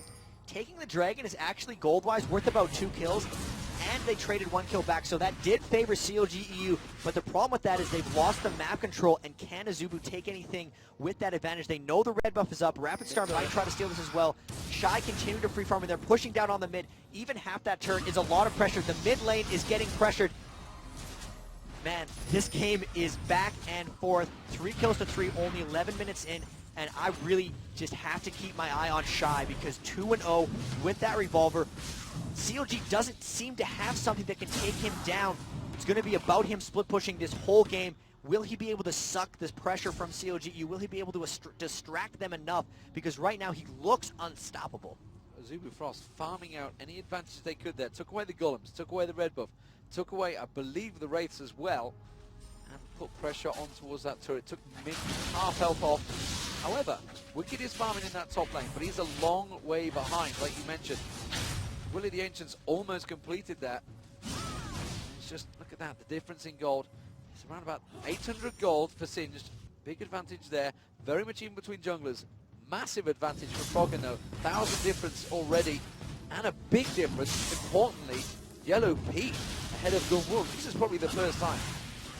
That is a good lane for them. It's just The swapping, we saw the Sona Ezreal lane has proven to be pretty much the best, and that's what's granted them something here. Wicked trying to ult in mid lane, trying to get on a rapid start, but they disengaged. Nice route by Madlife. Just roots him up and pulls away. That's the danger though. Bottom lane, Woong's got to be careful. There's Yellow Pete Crepo trying to push the advantage here. They've got Snoopy creeping around in towards that tri-bush. Although he's going to walk straight in towards Rapid Star. Rapid Star's going to go in towards that tri-bush. And immediately you can see that Snoopy's been very cautious about that. You can't see it, it's just above the screen. And it is just poking around there. There is Rapid Star, spotted the sapling. And Snoopy does back away. Shy, he's going to come around the backside of Wicked. Wicked's got to be careful here. Wicked has no control over this lane. This is what we've seen Shy do to Kevin in the previous game. He's just sitting in the tower, daring CLG EU to come, but they're actually just leaving Wicked up there. They're pinging down onto their blue. They think Shy could go there. He very well could. Wicked trying to push through and get minions for himself. They need to figure out a better solution to Shy here because this free farm is going to end badly. Yeah, they do not want to get close. He's going to get the flip on Snoopy. Look at that instant burst damage there. Snoopy going down to half health straight away. Good lord, is he going to go back in again? That flip would be back available shortly. The cooldown on. And now you can see Zyra and Vlaidimir coming across. Rapid Star really wants to get that blue buff, steal it away. Cloud Templar in there as well. But over in the bottom lane, they do have a 2v1. Woong actually doing a fantastic job clearing the wave, so they're not able to get quite onto that yet. The blue buff, all of this is coming on the back of Shy. He is carrying their team through right here. The blue buff's there. They're going to dive Wicked. There's nothing you can do. That tower absolutely dead. They could just walk straight through it and do the damage on the turret. The turret almost gone. You can see they're going to close around it. Shy can tank this one up all day. Cloud Templar's going to come around. You can see Wicked dive up towards Madlife. Can he take anything from this one? He's trying. No! He flashed out of the damage. Beautiful play there, and Shy manages to pick up the kill. They're going to get the turret on the back of that and just absolutely destroying CLG in that top lane. Very well played. Shy is unstoppable right now, 3-0. And look at how they're holding the other lanes. Rapid Star is holding off mid, and Gun Woong is just soloing Yellow Pete and Crepo, who I thought would be able to take down that wave, but they can't get the creeps to stay in the turret, blowing them all away. So much attention is being devoted to Shy, and Azubu Frost is actually supporting him very well. Dominating that lane, dominating the game, and this game is close in gold, but from a pressure and control perspective, it's all Shy. We talked about the dominance that Stanley put down, and Shy proving it once again with Sin. He did the exact same thing against SK. Kevin has nightmares about that lane. He insisted it was all about that one kill early on, but honestly, he's proven it right here against Wicked. He is a absolute fantastic Sin. He was kept in a 2v1 lane, and he still managed to hang on in there. He kept his gold up, he did the jungle, they turtled the tower for quite a while, and as soon as he saw that window, he's 3 levels ahead of Wicked right now. He is destroying, and look at the actual wards coming out by everyone on Azubu Frost. They got 6 across the team, 5 different members. They're going to be warding up everything. This tells me that they're looking for early control again. Could we see another early Baron? Could we see another early Dragon? At the very least, it's just to help with the control. Froggen trying to stop that mid lane pressure, but it's all about Shy. It is all about Shy, but the saving grace for CLG EU on the back is straight away the fact that Gunwung's been out-farmed, so there is going to be damage on Yellow Pete this time around. Where is Shy going? I'm keeping my eye on him in that Wolves. He's going to come round towards the middle. I'm not too sure. He's just sticking off to the side there. They spot him. In the mid lane, you can see very close between the two, but a 2-0 has given the big gold advantage, I believe, to Froggen. I think it's around 1,000 gold difference. Crepo going to walk in and immediately puts that little poke on Shy and says, no, I'm not going to let you back quite so easily. Quick power chord and pokes him. Bot lane, though, is still continuing to get forced. And here's one of the big things. It's only a 1,000 gold advantage, but Snoopy just hit level 7. Cloud Templar has been sitting on level 9. He's almost 10. There's a 2-level advantage for Shy over Wicked as well. They just have more experience across the board. This Dragon's coming up in 1 second. You see the ping going down onto it. CLG EU can't contest this. Wicked's trying to catch up by farming the top lane. He's trying to get strong enough to hold off Shy. They're going to pick up this Dragon uncontested. And off of this, they might just try to push mid or really go wherever they want, because where Shy goes, they're seemingly untouchable. And of course, picking up that Dragon will give them yet more experience. And there's experience spread across the team. And yes, you can see that mid wave has been stacked up. As it is, they're pinging across. Ezreal just used True Shot Barrage, so Yellow Pete can't get in that one. Madlife using those plants to keep them at bay.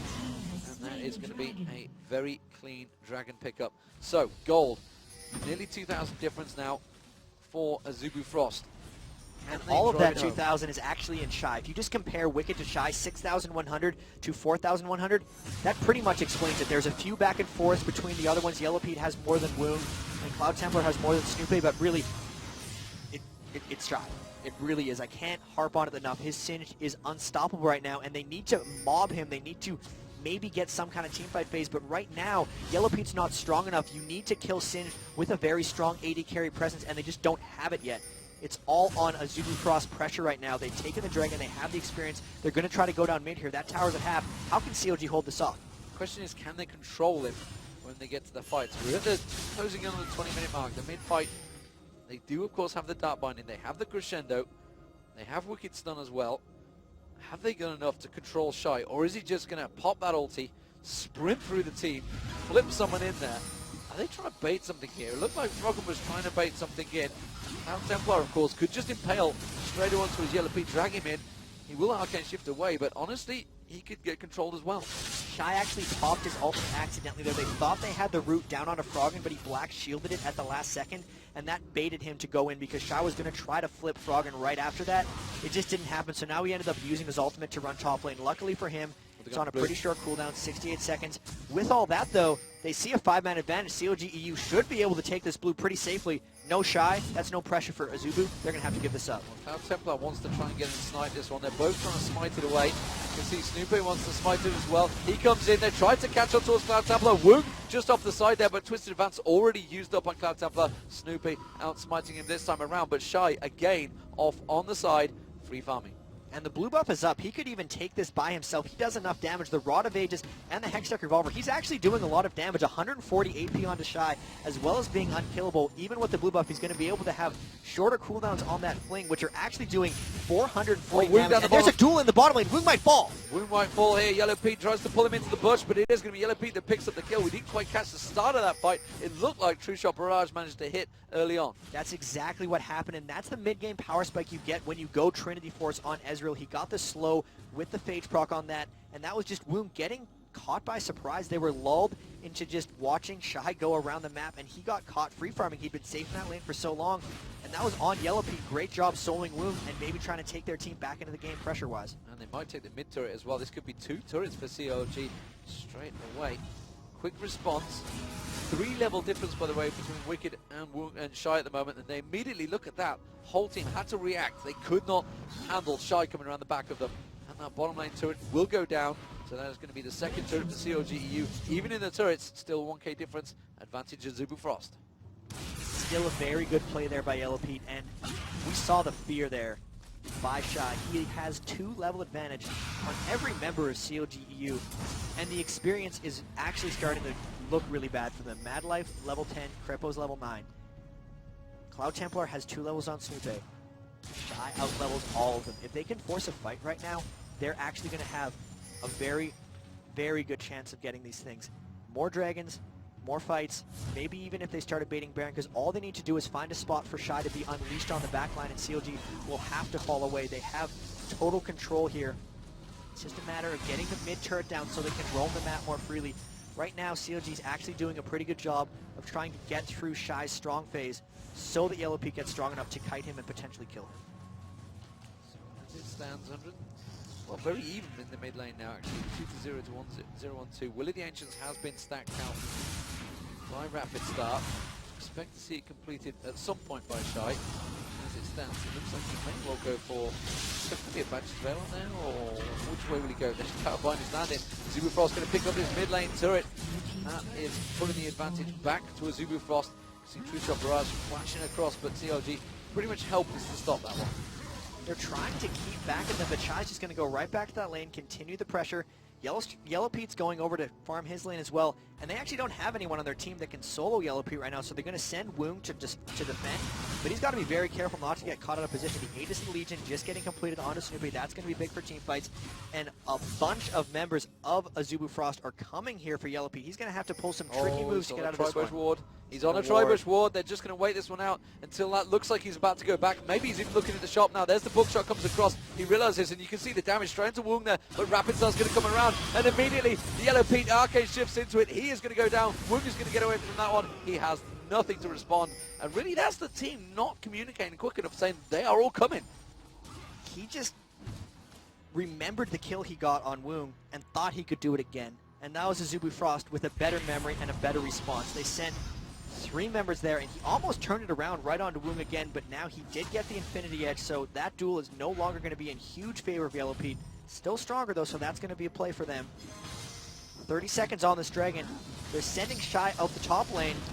He's going to need a while to push that before they can draw CLG members. CLG might be able to get this Dragon if they decide to go for it right away. Azubu slow playing this a little bit, relying on the split push.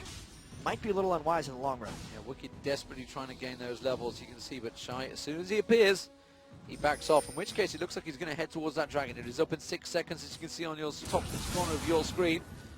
Shy's not far behind him, though. He's chasing down. If anything, Wicked's going to be there 5 seconds earlier, and they're not going to be able to create this. If Shy can somehow flank around behind, we've seen Moscow 5. They're one of the best flanking teams. Really, that's where Shy needs to be. They need to force CLG and stop them from being able to run away. They need to somehow prevent the disengage, because they really, all they have is Skarner pull and some Zyra CC. It's all about the extended, long team fights, and that's not usually what happens. Will they catch out Wicked? Here's the Skarner ult! They do the impale on towards Wicked, they pull him back, the crescendo goes across. Is it enough? Wicked managing to hop, skip and a jump, but he's exhausted, he's going to go down. It is Shy that picks up the kill. The Dragon's still yet to be taken out, but honestly, now that Azubu Frost have managed to impale on Wicked, they're going to get it for free, and there's nothing at all CLG EU can do about it. That is going to be Azubu Frost in control yet again. Azubu Frost doesn't want to get poked at. Skarner ult. Create the fight, kill Wicked, get the Dragon. 4 kills on Shy. He's looking to go for that Abyssal Scepter. Really becoming unstoppable. This is a big advantage brewing for Azubu Frost. You don't see it in the gold, but the experience is massive. Shy level 16. Froggen and Yellow Pete just hit 14.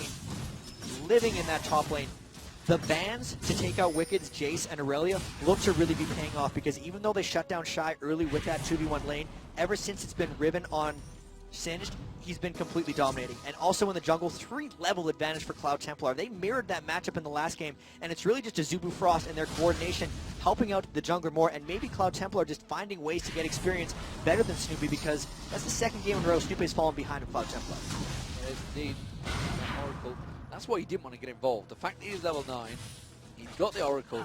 Snoopy was just like, we cannot fight this. We cannot get in there unless Froggen could flash and ulti the entire team, and even then he'd be able to just get controlled and manhandled. And look at the hit points on Shy now, 4-0 dominant. And Froggen doesn't have his Zhonya's Hourglass yet, so if he did flash in, he'd get obliterated right away. There's a pretty good counter initiation from Azubu Frost as well. It's very hard to team fight through his Zyra ultimate. That's why support Zyra is so potent. And you can see he's actually picking up a fair amount of minions for himself, so you actually know that Woong is 45 behind Yellow Pete, but Mad Life has 48 minions to Krapo's 16, so really overall gold from those bottom lanes is pretty close. They're trying to get enough gold onto Mad Life just so that he has more of a presence in these later fights. The Saplings are trying to scout them out. They're maybe trying to force around here. They really need to flank around the back of CLGEU. They're walking through a ward. Can they get something? They're trying to Shirelia's in. They're going to go for the Impale. What an absolute clutch Black Shield there. Straight away, and Cloud Templar no doubt was about to Impale there. In fact, he may have been using it. Yes, burn the cooldown. Burn the cooldown. The Impale came in. Black Shield crescendo across. Brilliant play from Froggen to get that Black Shield down. Perfect timing.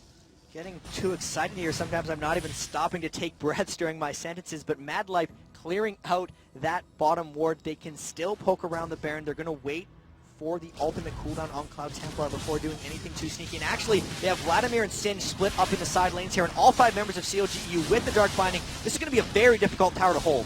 Very difficult. CLG going to push onto this one. They realize the situation. Shy's a long way off. They're going to have to back off.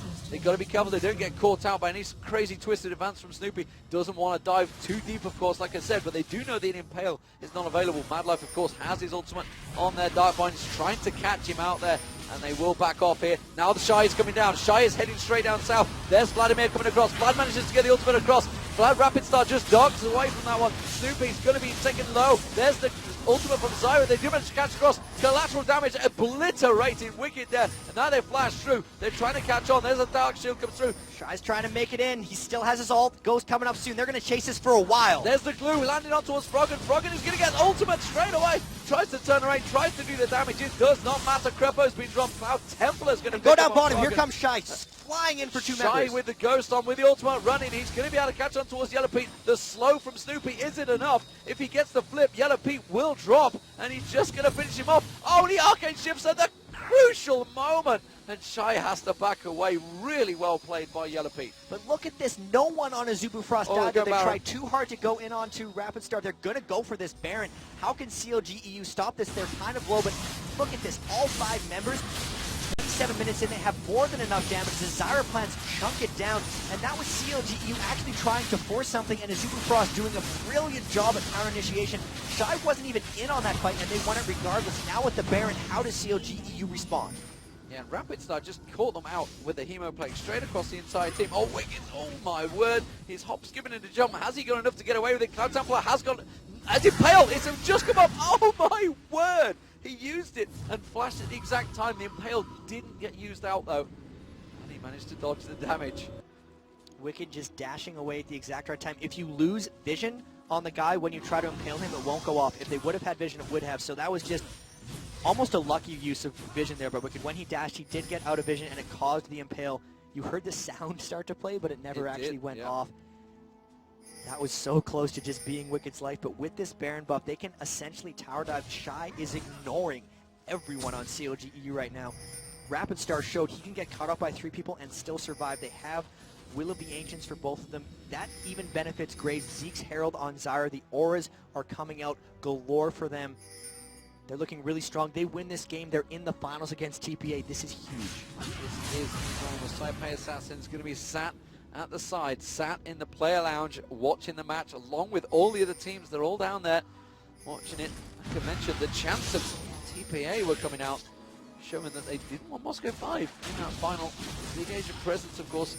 There'll be an all-Asian final, Taipei versus Korea. If Azubu Frost were to make it, Cloud Templar's going to get caught with the dark bindings from Froggen, but they don't want to engage this so that he's all by himself. They're so scared of him. They used Irelia's Reverie there. Could use the Impale in a moment. Froggen's used that Black Shield. That's going to run out. Manages to get the Dark Bindings on, but Shy is 2v1 in CLG EU here. Wicked and Snoopy are all in trouble. Froggen's going to get knifed. Crescendo goes across. Does use a good Sonya's out. Rapid Star. Look at Shy. He's just in the middle at the turret. May go down finally. No, the turret's not got enough damage. Nothing can stop Shy. He's running through the entire team. Finally, he goes down. A little bit too aggressive, one might ask. It was a 2v1 exchange that CLG, oddly enough, came out on the back of. But is it too much? I mean, that's just the Azubu Frost confidence, surely. That was way too aggressive by Azubu Frost. They thought they'd be able to force that down, and they actually lost a lot in that fight. The shutdown to Shy does give CLG a window to potentially come back in this. That was a failed tower dive, and whenever you fail a tower dive like that, you put the brakes on your team's aggression. That also lost the Baron buff from 2 of their members. Rapid Star and Shy no longer have it. They will get the Dragon here. Oh, Yellow Pete might be able to solo Wound here. Yeah, he's going to go straight for him. Wound's going to have to get away, but it's going to be a twisted advance, and Wound will get dropped. It's Yellow Pete that picks up the kill. Dragon was picked up just as well, but that is a really dangerous move from Azubu Frost. Have they just thrown a big advantage to CLG? They may not have thrown their advantage, but they gave a lot of it back, because giving away the kills onto Wound, they lost that blue buff as well. They could get the Dragon, but they threw away Baron buff on 3 members. The Singed can only tower dive for so long before Yellow Pete has enough damage to take them down. Zani's Hourglass has been completed, and they're getting caught out again! Twisted advance going straight on towards Rapid Star. Yellow Pete will take it down. The Hemo play comes down. Meanwhile, down the bottom, their Templars also getting caught out down the bottom. What are Azubu Frost doing here? The Dark Bindings could go across. It does! It lands at max range.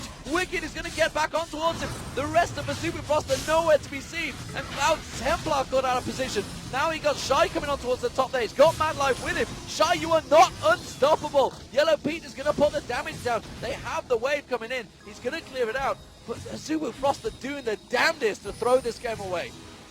That is just the pressure they could be breaking under it. CLG EU, so much composure. They were able to repel that dive, and then just member after member after member of Azubu Frost got caught out. We're now past the 30-minute mark. This is where CLG seems to take over these games.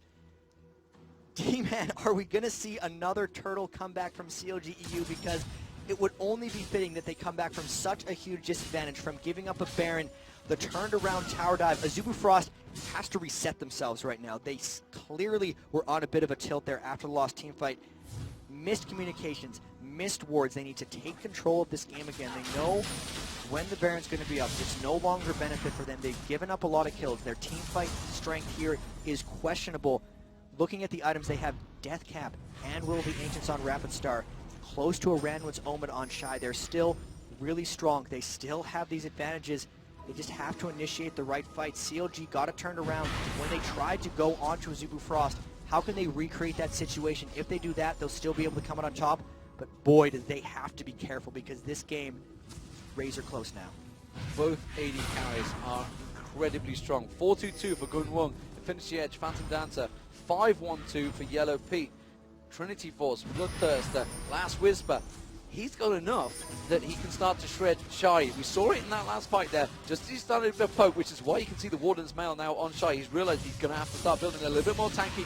There's just a single mystic shot there on Mad Life, shredded his hit points down. They've got to start being a little bit more cautious about their play. The pressure, you know, the confidence that CLG would have just picked up off the back of catching out all those fights. I mean, we didn't get the player audio, but I can only imagine the shouting that was coming out from Froggen after they caught out those fights, especially with that 2v1 down the bottom. And Super Frost, until that point, had them demoralized. And the biggest thing about killing Shy in that tower dive is the experience it granted the whole team. When you take down someone who's more than 3 levels above you, you get almost an entire level. So that has just caught CLG EU up enormously. You can see they're all getting close to level 18 now, and they have really got themselves back in the game. You don't see that level value in the gold, but it is so, so important. The Baron coming up in 51 seconds. There are a lot of wards out. Azubu is going to try to litter the jungle. Snoopy with his oracles will try to clear them out. They need to peel for this fight. Wicked's only a level behind Shano. He's close to 18. They're trying to initiate in mid. They've managed to catch onto Wung there and immediately put some damage down on him. And now the Baron is up in 30 seconds. Shy starting to head south. CLG EU realizing they're at that position. Can we initiate a fight? Do we have something in us? And Azubu Frost have to be a collective unit.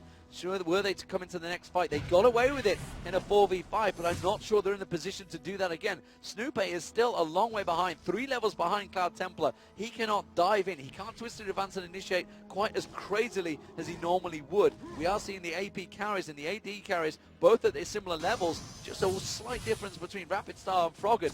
But like you mentioned, Wicked now just that 1 level behind Shy. He can't get bullied, and CLG EU are poking around the Baron area. There's no wards down there. They're just trying to draw something out. There's a huge wave on the bottom that's going to push itself.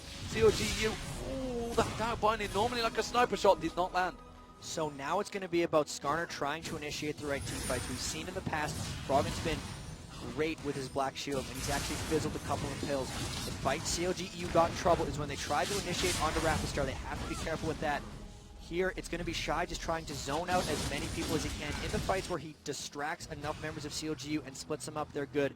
Really, it's going to be about when Froggen goes in to commit, can Shy unleash himself onto CLG for the distraction, because they have enough magic resist within their team that if Shy takes care of Yellow Pete and Wicked, the rest of the team will win the fight. It's really about poking back and forth here. They're pushing down the mid lane. Krepo is actually going back to base. Will Azubu Frost actually try to rush down a Baron? Or are they too worried if CLG's initiate? Well, they pinged up towards Snoopy there. They thought they could maybe engage. Pull Snoopy out the way, take away that smite, flash engage, a flashing tail, anything really to just drop him down. And Wound actually doing a lot of damage to that mid turret. While Krepo was gone, so no crescendo to save them. Now he's back in there. They should be able to defend this one out there. They did also spot that the red buff was being picked up. They've got clever ward placement here at Azubu Frost. And you notice a lot of the times when they do back away, Woong will quite happily sneak in there and take away that buff. Now we've got Shy around the back. Shy is thinking of engaging for this one. He's just behind the turret. They could take out this turret and then start a fight. They're going. The turret's not dead, but here it comes. They've impaled on towards Yellow Pete. Yellow Pete's going to get dropped down very quickly. This is Azubu Frost can turn his fight incredibly strong. That's going to be a crescendo on the turret. The turret's trying to do as much damage, but Shy is just laying his poisonous weight across the entire CLG. They're going to have to evacuate this one. You can see Snoopy. He's going to get dropped. The Oracle's going to get burned out there. Just meant to escape. No, Rapid Star takes him down as well. Sniped off. Wicked's going to get dropped. Azubu Frost turned in this fight. massively in their advantage. Guardian Angel's going to drop back up, but there's nothing you can do about it. But the Dark Bind is on Shy, just the person they wanted to land it on. Zonya's hourglass spot by Froggen. Is he going to be able to come out of this one alive? No, he's not. Azubu Frost take him down as well. 14-9 in kills. They're going to pick up the inhibitor turret. Azubu Frost just turned that fight perfectly. Everyone's still alive on them, and 4 kills. That was brilliant initiation. They got the Skarner pull, and CLG got sucked into the Zyral, and Shy pulled off the successful flank behind them there. They're going to try to just rush down the Spare, and they see there's fairly long death timers for everyone on CLG, and they have enough damage, even though they couldn't teamfight here. They don't have to worry about it. This will be their second Baron. That is the inhibitor. They regroup from their last disaster push, and this could be a Baron. The True Shot Barrage is going to try to come through, taking them low, but I think they're still going to get that Baron. Wicked now coming in as well. They're going to peel this afterwards. Yeah, Wicked comes in, and gets a brilliant route, and now he's going to get dropped. He might be able to get Mad Life, but really that's nothing. And Shy just walks away and picks up the kill. I cannot believe that. Wicked throwing himself at the deaths. And wow, what a turnaround. I talked about how CLG managed to drag themselves back into it, but Azubu Frost have just performed perfect replay. Let's check it out. See the replay of this last battle, and this is just crazy. They get the Skarner impale onto Yellowpeak, and this is the big thing. The only person who can take down Shy is Yellowpeak. Once he drops, look at CLG just sit there doing damage, and Azubu Frost doesn't care. Shy, everyone is trying to run away, and he is just behind them. The tower doesn't matter. The Ranwood's Omen is so much. Flashing in, look at Rapistar just finishing them out, and look at Wound freely running around the backline, taking out everyone. And this is just the long back and forth. They're just tanking turret shots left and right. That continues on. They get the Baron, and it's the flank that they pulled off there. Stop CLG's disengage and created with Skarner. That's why they picked Skarner instead of Maoka, because they can get things like kill Yellowpeak. Interestingly enough, Quicksilver Sash, CLG's not going to let that happen again. They are not going to let that happen again. And I think he just arcane shifted when he caught him with the Impale. Is that possible? It is possible. Like we saw earlier, if you have vision when the Impale tracks, it will always pull him to it. It's only if you lose vision will it fizzle. And they didn't get the Black Shield on that either. It was just even more death for Yellowpeak. The timing coming down to the fractions of a second.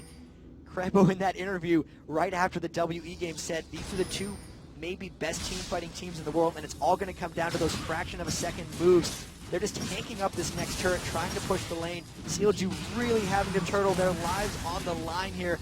Lose this game, they're out. We'd have an Azubu Frost versus TPA finals. So much on the line 40 minutes into this game. CLG EU. They said in the back room, if they were going to lose, they'd quite happily let Taipei Assassins win it.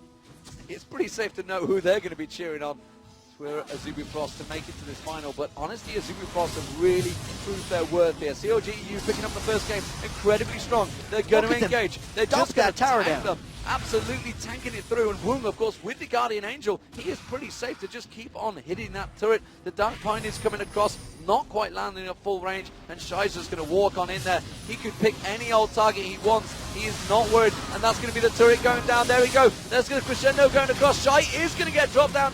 No! He's just going to troll and run away. Finally goes down. Froggen ultimate. He's going to manage to get Zonya's hourglass, but Rapistar is in there. Woong is in there, destroying the opposition. Greppo's going to dunk down. They have super minions coming up the mid lane. This could well be the end. That's an ace. That's a triple goal. That's the ace. That is the game. And Azubu Frost are in the finals against Taipei Assassins. They have done it. They've managed to make it in there. Coming back from a 2-1 just like Taipei Assassins did against Moscow 5. And that is CLG and the whole of Europe out of the tournament in the semi-finals. Fantastic. Perfectly executed moves by Azubu Frost. They had the one slip up where they almost threw the game, and you can see the relief on them. That's the second time they've had a set against CLG EU where they've been one game from elimination and then swept it from there on out. So amazing. This was one of the most exciting games I've ever cast. I was losing it during that game, and they just had the relief. Woom so excited. Congratulations to Azubu Frost. That was honestly very impressive. Very impressive, and yet again, we're talking about the top lanes. Shy, absolutely at his best throughout this entire tournament. That's twice we've seen him play Singe. That's twice we've seen him 2v1 in teams without issue. And